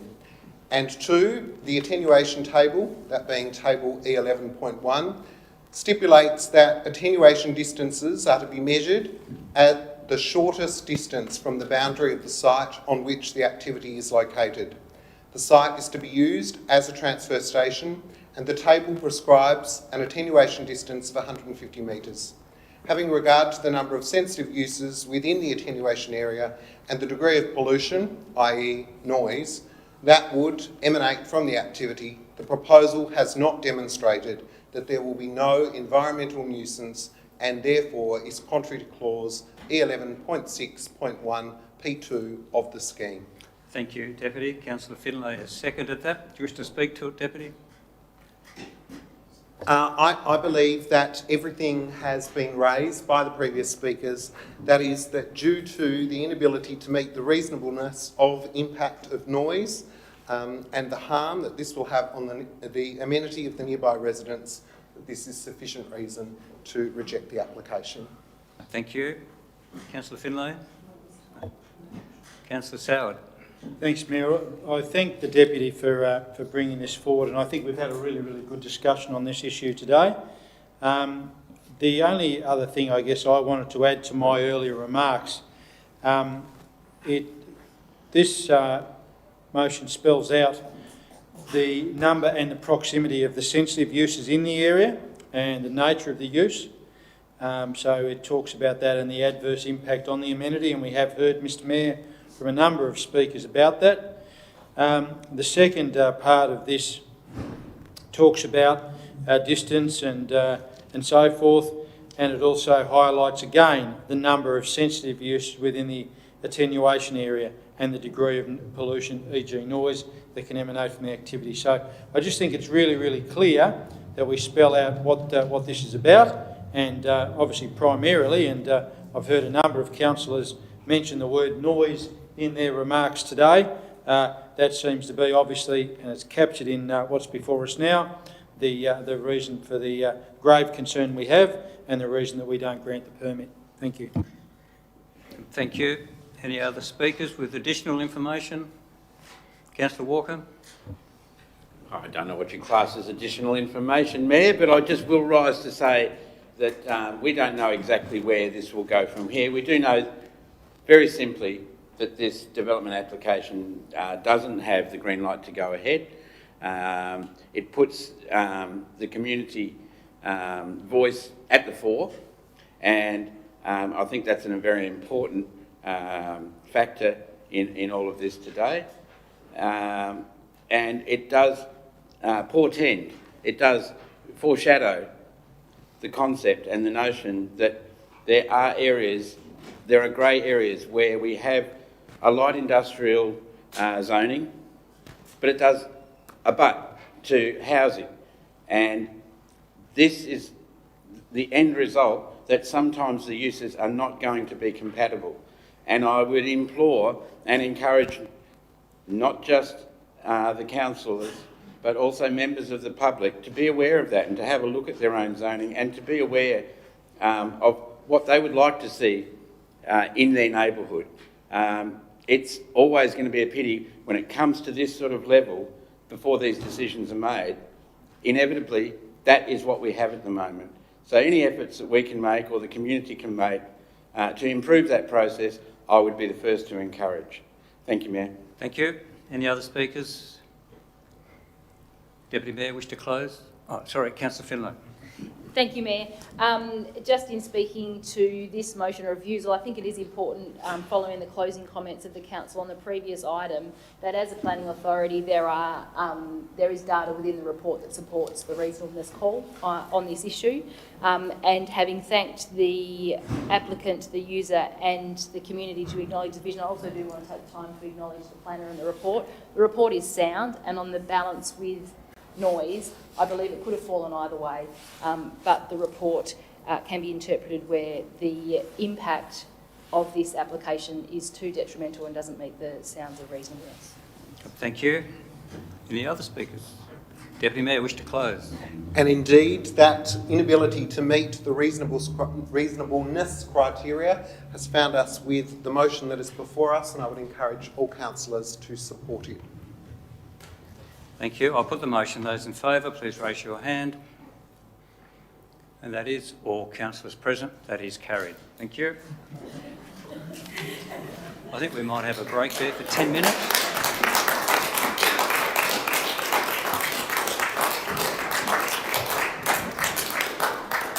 Audio streaming of today's council.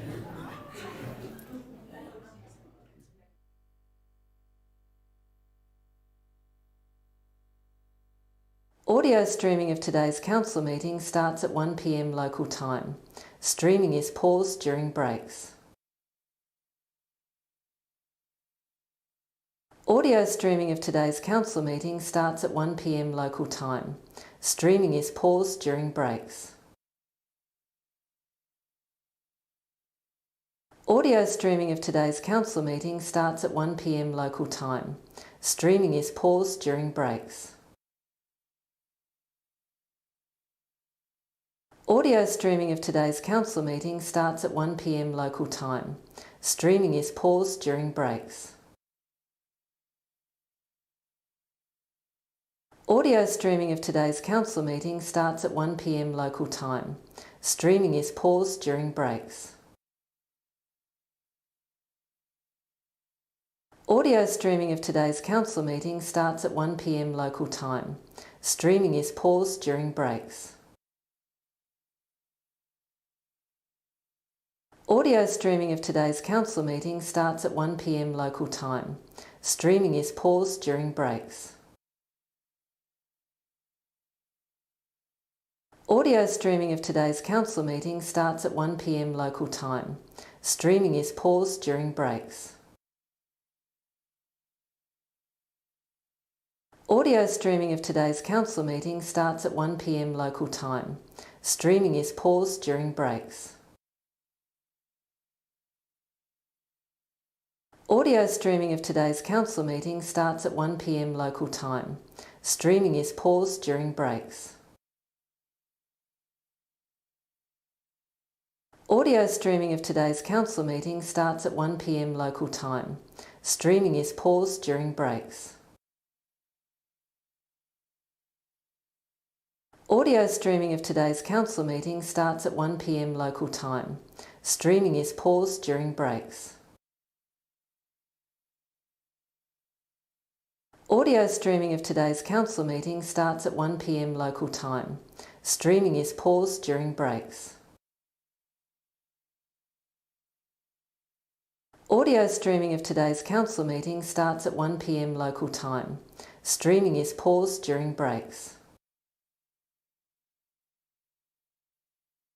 Audio streaming of today's council meeting starts at 1 p.m. local time. Streaming is paused during breaks. Audio streaming of today's council meeting starts at 1 p.m. local time. Streaming is paused during breaks. Audio streaming of today's council meeting starts at 1 p.m. local time. Streaming is paused during breaks. Audio streaming of today's council meeting starts at 1 p.m. local time. Streaming is paused during breaks. Audio streaming of today's council meeting starts at 1 p.m. local time. Streaming is paused during breaks. Audio streaming of today's council meeting starts at 1 p.m. local time. Streaming is paused during breaks. Audio streaming of today's council meeting starts at 1 p.m. local time. Streaming is paused during breaks. Audio streaming of today's council meeting starts at 1 p.m. local time. Streaming is paused during breaks. Audio streaming of today's council meeting starts at 1 p.m. local time. Streaming is paused during breaks. Audio streaming of today's council meeting starts at 1 p.m. local time. Streaming is paused during breaks. Audio streaming of today's council meeting starts at 1 p.m. local time. Streaming is paused during breaks. Audio streaming of today's council meeting starts at 1 p.m. local time. Streaming is paused during breaks. Audio streaming of today's council meeting starts at 1 p.m. local time. Streaming is paused during breaks. Audio streaming of today's council meeting starts at 1 p.m. local time. Streaming is paused during breaks. Audio streaming of today's council meeting starts at 1 p.m. local time. Streaming is paused during breaks. Audio streaming of today's council meeting starts at 1 p.m. local time. Streaming is paused during breaks. Audio streaming of today's council meeting starts at 1 p.m. local time. Streaming is paused during breaks. Audio streaming of today's council meeting starts at 1 p.m. local time. Streaming is paused during breaks. Audio streaming of today's council meeting starts at 1 p.m. local time. Streaming is paused during breaks. Audio streaming of today's council meeting starts at 1 p.m. local time. Streaming is paused during breaks. Audio streaming of today's council meeting starts at 1 p.m. local time. Streaming is paused during breaks. Audio streaming of today's council meeting starts at 1 p.m. local time. Streaming is paused during breaks. Audio streaming of today's council meeting starts at 1 p.m. local time. Streaming is paused during breaks. Audio streaming of today's council meeting starts at 1 p.m. local time. Streaming is paused during breaks. Audio streaming of today's council meeting starts at 1 p.m. local time. Streaming is paused during breaks. Audio streaming of today's council meeting starts at 1 p.m. local time.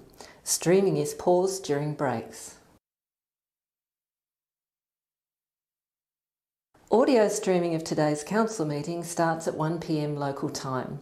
Streaming is paused during breaks. Audio streaming of today's council meeting starts at 1 p.m. local time. Streaming is paused during breaks. Audio streaming of today's council meeting starts at 1 p.m. local time.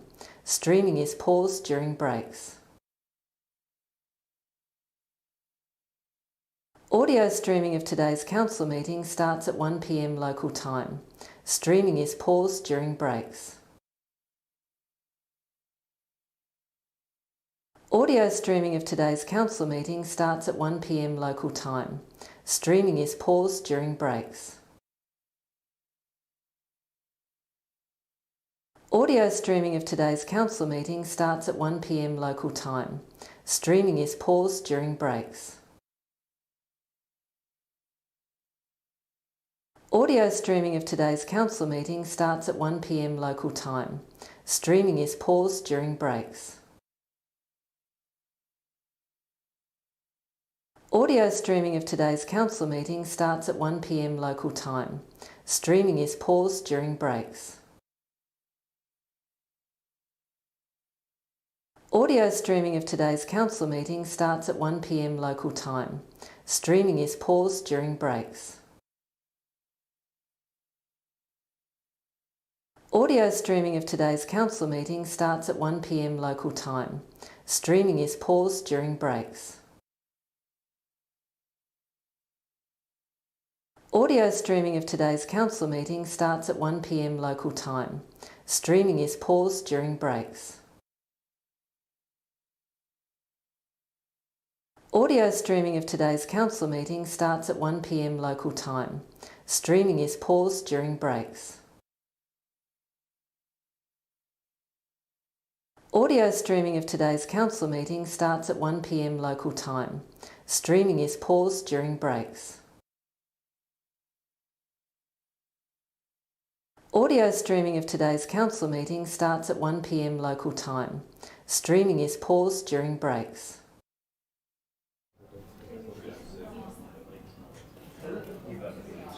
Thanks, councillors and staff.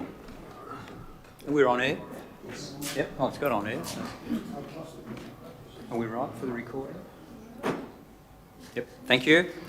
So we now no longer sit as a planning authority. I did forget to say that before, so just to remind people, no longer sitting as a planning authority. Now we go to announcements by the Mayor. I just want a couple of things. One, with the Deputy Mayor, it was a pleasure to present the Volunteer Recognition Awards and to recognise people in our community who are doing an absolutely amazing job. And we all know, and I've said this many times and others have as well, that without there's so many dedicated volunteers, this community wouldn't be what it is and Launceston wouldn't be what it is. And I only heard the story recently of a new person who came to town, and it was somebody recognised his number plate, which is from New South Wales, and he's moving into Great Launceston, living in Trevellyn, I think this was, so all those in Trevellyn. But it was, people were so generous and kind, wanting to do things and to help him and show him around the city. So that's volunteering as well. And then you go on to all the groups, and we recognise quite a number of groups that have done volunteering in our community. So to each and every one that got an award, but to each and every one that volunteers, thank you very much from the council for what you are doing, making a difference.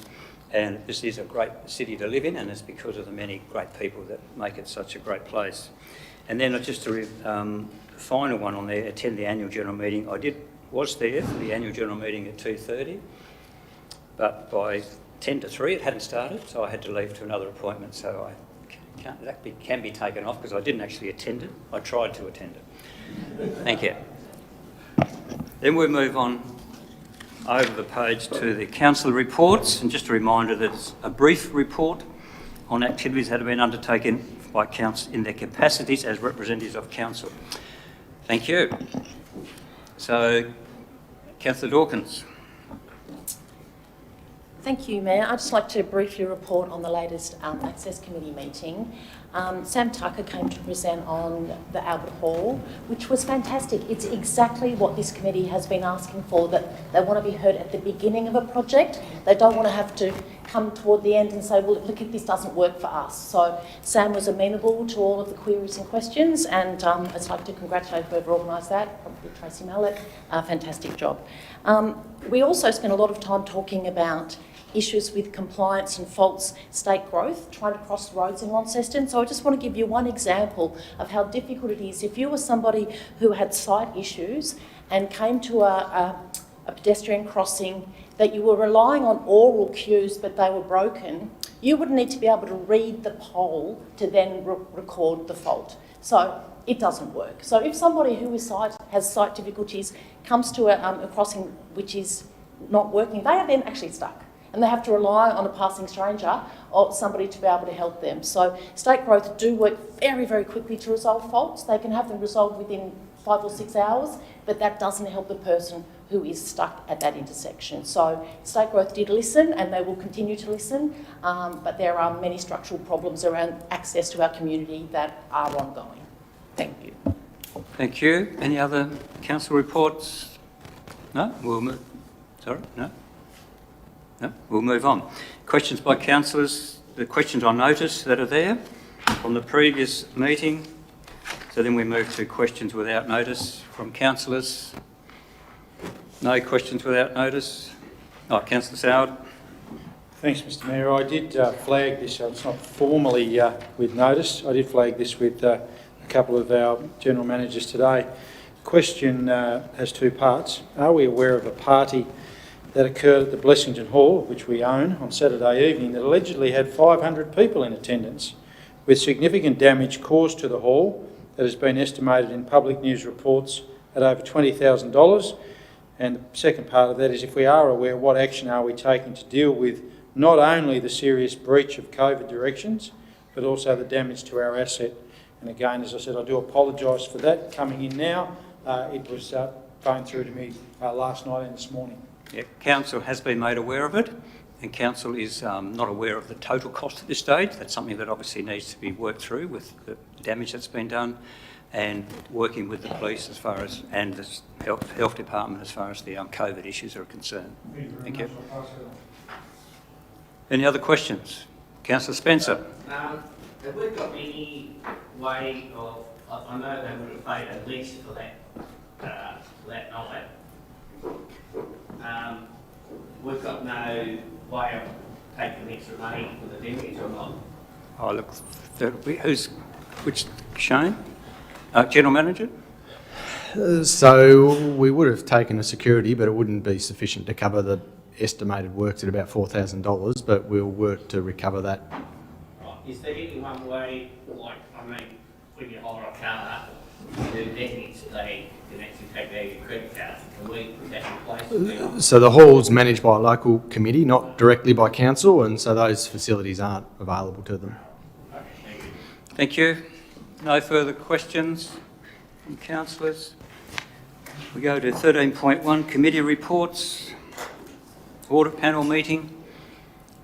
Is there someone happy to move that? Councillor Finlay, move. Seconded, Councillor Mackenzie. Do you wish to speak to it, Councillor Finlay? No, Councillor Mackenzie.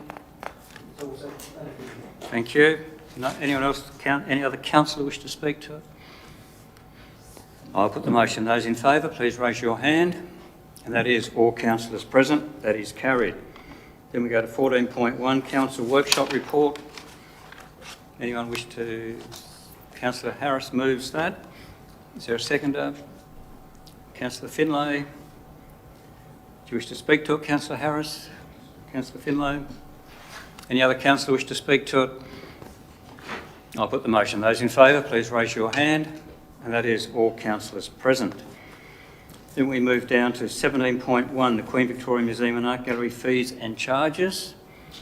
Someone happy to move the motion or a motion? Councillor, Deputy Mayor, Councillor Gibson. Is there a seconder? Councillor Spencer. Deputy Mayor, wish to speak to it? Just very briefly, it's causing administrative difficulties. So anything that we can do in order to smooth sail the QV Mag to the place that we want it to be is seen as a positive. So I would recommend the proposed changes that are mentioned in the report. Thank you, Councillor Spencer. Any other councillor wish to speak? I'll put the motion. Those in favour, please raise your hand. And that is all councillors present. That is carried. 18.1, petition response. Somebody happy to move that regarding Bedford Street and humps as well, speed humps? Move, Councillor Mackenzie. Is there a seconder? Councillor Soward. Wish to speak to it, Councillor Mackenzie? Just briefly, Mayor, I mean, clearly our staff have looked through the issues that have been raised and come up with a review that suggests that speed humps aren't to be supported, but it's pleasing to see that there are some actions being taken on behalf of the residents of Bedford Street to improve their amenity. Thank you. Councillor Soward. Yeah, just to add to that, Mr Mayor, and I, probably like other councillors, did have conversations with some of the residents, and that the speed hump one was one that I didn't think would get up, but it's really important when community members raise issues that they're acted on and taken seriously, and I give credit to them for bringing it to our attention. Thank you. Thank you. Any other speakers? Councillor Walker. Yes, speed humps are, an issue that I've experienced in my small street, where it's a narrow street like Bedford Street, and I can fully appreciate and sympathise with the petitioners because, although we've assessed it, and the assessment seems to be largely based on the notion of traffic accidents, I don't recall an accident happening in my street yet. I've definitely seen people travel through a very narrow street at a high speed, and I don't even know how you could police or monitor such activity. So I'd certainly be interested in following that up further at some point if those residents do feel that speed is a major factor in a narrow street where quite easily, well, not just an adult, but a pet or a child, in the wrong instance, could be, the victim of someone who's just travelling too fast in a very closed environment. Thank you, Mayor. Thank you. Any other speakers? Councillor Mackenzie, wish to close? I'll put the motion. Those in favour, please raise your hand. And that is all councillors present. That is carried. 18.2, disposal of interest in public land. Councillor Soward, is this the one that you... Oh no, the next one. Correct. Sorry, so 18.2 moved. Councillor Mackenzie. Is there a seconder? Councillor Finlay. Councillor Mackenzie, wish to speak to it? I do, Mayor. I do have a bit of knowledge on this, and it's quite a simple exercise here, is that there's some land in Relbia which I guess is appropriately zoned to be able to be used for residential. Unfortunately, the access is compromised by only having a 6 metre access way and requires 18 metres to enable them to put the road the appropriate roading in. It in no way impacts upon the amenity of those people who use the horse trail and things like that. They'll accept the fact that their horses might get sore feet going over a bitumen road as opposed to some grass. So it's probably about the only outcome that's going to be adverse there, and I think that the decision to sell these blocks of land is appropriate and will create a new subdivision for us to sell. Well, not for us to sell, for the proponent to sell. Thank you. Councillor Finlay. Any other councillor wish to speak to it, the motion, or against? I'll put the motion. Those in favour, please raise your hand. And that is all councillors present. That is carried. Move on to 19.1, asset management policy. Somebody happy to move the policy? Councillor Mackenzie. Is there a seconder? Councillor Cox, thank you. Councillor Mackenzie, wish to speak? Just to say the matter's been through the workshop. We've discussed it at length at the workshop level, and I believe that any amendments that need to be made from that conversation have been included in the document. Thank you. Councillor Cox? So I agree. Thank you. Any other speakers? Councillors? Councillor Mackenzie, wish to close? I'll put the motion. Those in favour, please raise your hand. And that is all councillors present. That is carried. 19.2, financial management strategy. Moved Councillor Mackenzie. Seconded Councillor Harris. Do you wish to speak to it, Councillor Mackenzie? Always happy that we've got a strategy when it comes to money, Mayor, and it's a good thing, and I think it's a good document. It's good. It's I think that suite of documents which I think the CEO and the officers have been putting together to try and make sure the council is much more accountable in the way that it goes about things and has a direction in how they go about using their finances. Thank you. Councillor Harris, wish to speak? Any other councillor wish to speak? I'll put the motion. Those in favour, please raise your hand. And that is all councillors present. That is carried. So 19.3, City of Launceston Band and Choir. Is someone happy to move the motion? Councillor Mackenzie. Seconded Councillor Spencer. Do you wish to speak to it? Councillor Mackenzie? Given we only had one applicant for each position, I think it's obviously a fait accompli. But having said that, I don't want to make light of the people who did apply, who have been great ambassadors in the roles that they've played over many years, so I'm delighted to have them back. Thank you. Councillor Spencer? Any other councillor wish to speak? I'll put the motion. Those in favour, please raise your hand. And that is all councillors present. That is carried. Now, 19.4. Is there a mover for 19.4, dispose of interest in the land at Invermay Road? Councillor Spencer moved. Seconded. Councillor Harris, wish to speak to it? Councillor Spencer. Yes, this must be obviously for a high voltage line for a substation, is it? Yep. Electrician, we need power. I think, yeah. Okay, Councillor Mackenzie has a question. Not sure I could top that. My question is really just in relation to the fact that I guess it's a shared ownership on Invermay, on that land, and just wanting to make sure that the selling of the land for this purpose isn't going to compromise anything that we do going forward, either on our own account or in relation to UTAS and other co-tenants that might be there. I don't know that it will. I'm assuming it won't, but I just want to be clear that there's nothing that not having that ownership that might compromise it later on. Thanks, Mayor. The main issue is coordination because one of the issues with easements is that you're not able to have different, each infrastructure requires their own easement, and so we were having an issue with respect to an easement sort of, so we needed to make sure that that is all aligned and working together, and Shane and his network have been working with UTAS and the providers to make sure that we're achieving that. So no, I don't think that we are going to have issues moving forward because we are thinking those things through now. So. Thank you. Councillor Walker.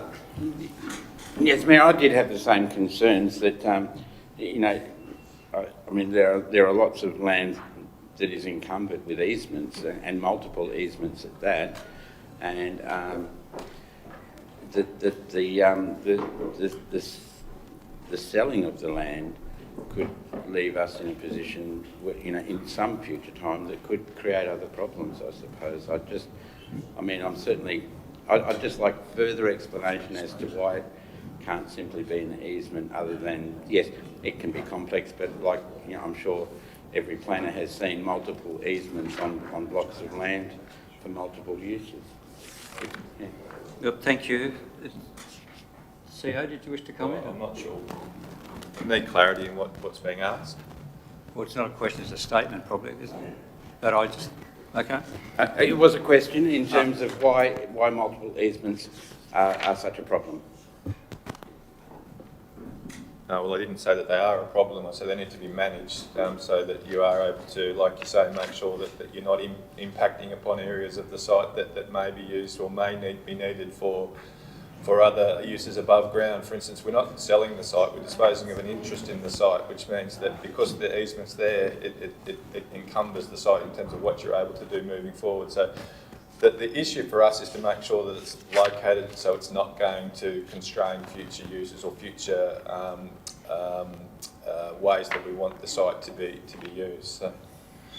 Thank you. That explains it, Mayor. Thank you. Thank you. Councillor Harris. Yes, thank you. Just in regard to the easement, is in fact it an underground easement or an aerial easement? It's on the ground, so it goes underground. And a follow-up question to that is, in residential areas, you often have a services trench with the power on one side, the water on the other, and telephone down the middle. Is this in fact what is intended for this easement, or is it just for the power? CEO? Louise has been dealing with it directly. General Manager. I can't make that short, go that one. This is just a power easement, doesn't have shared services in this easement because of the nature of the power lines. The high voltage power lines can't share space with. That's true. My boy did it. Thank you. Because of that reason. Spencer used to play. No, this will probably be 1,200 below ground, won't be a problem. They do it everywhere, so I'm happy with it. And where it's actually going, it's not going to affect any new buildings. Thank you. I'll put the motion. Those in favour, please raise your hand. That is all councillors present. That is carried. Councillor Sauer. I'm doing it there at the expense of 20.1, appointment of acting chief executive. Deputy Mayor moved, seconded. Councillor Cox. Do you wish to speak to it, Deputy Mayor? Undertake the role presently. Thank you. Councillor Cox. I was going to make a nervous apology. Any other councillor wish to speak? Have a good break, CEO. Yeah, that's true. Thank you. I'll put the motion. Those in favour, please raise your hand. And that is all councillors present. That is carried. Can I have a motion now that we move into closed council? Councillor Sauer moves, seconded. Councillor Harris. All those in favour, please raise your hand. And that is all councillors present. That is carried. Thank you. We're now going to closed council.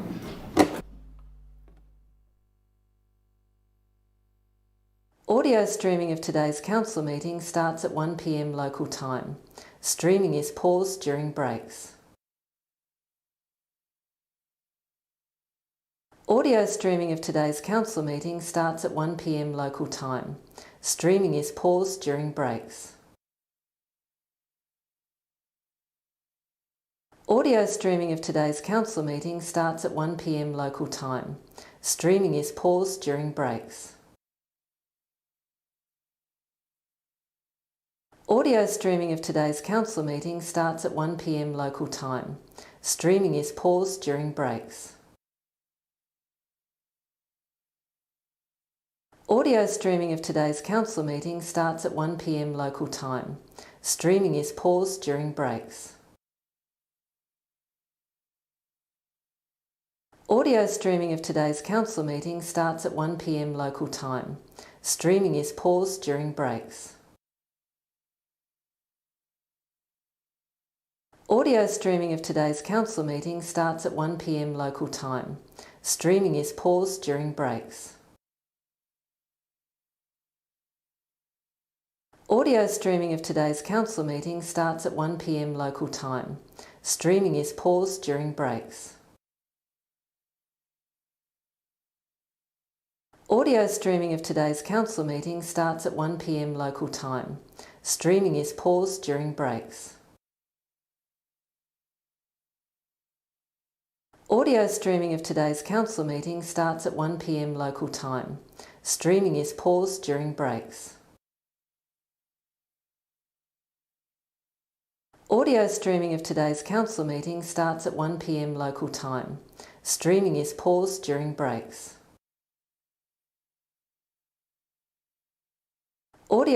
of today's council meeting starts at 1 p.m. local time.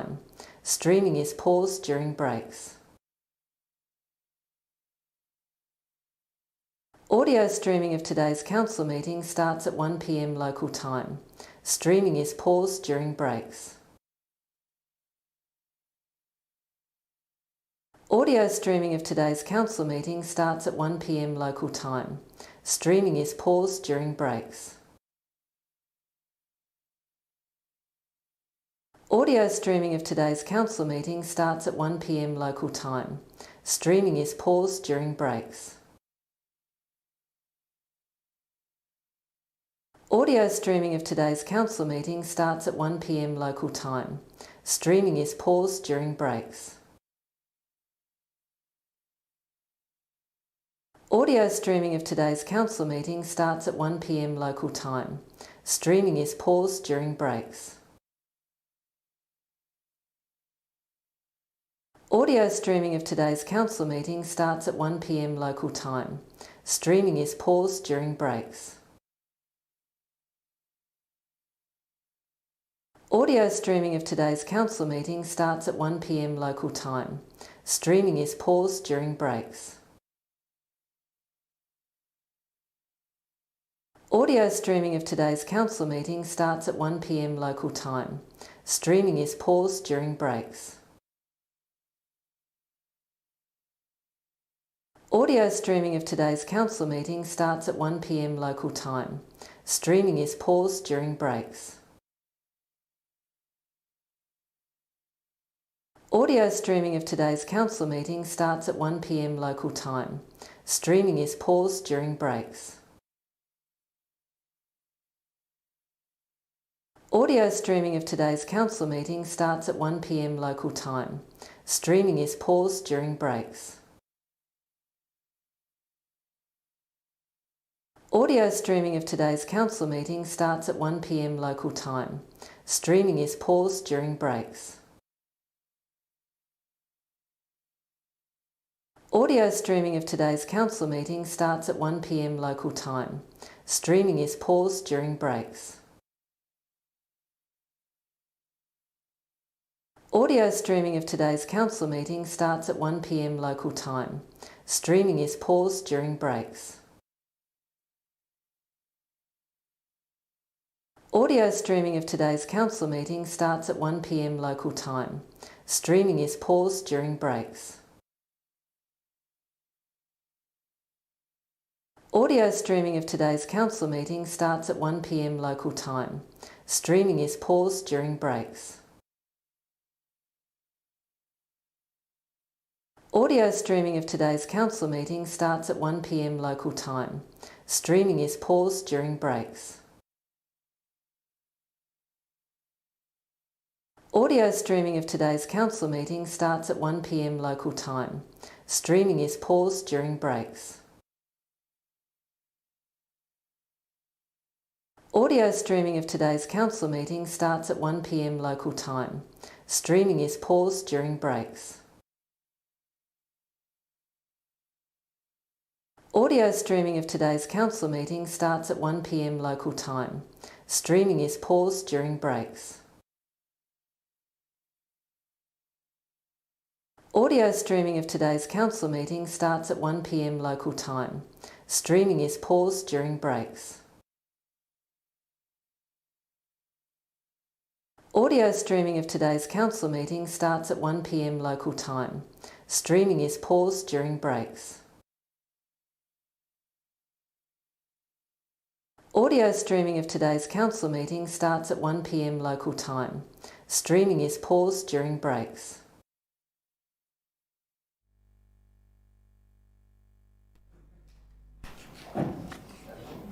So, councillors, we are now back in open council. Could I have somebody move a motion that we endorse the decisions that were taken in closed? Councillor Mackenzie's moved, seconded Councillor Soward. All those in favour, please raise your hand. And that is all councillors present. That is carried. Thank you, and we'll close the meeting.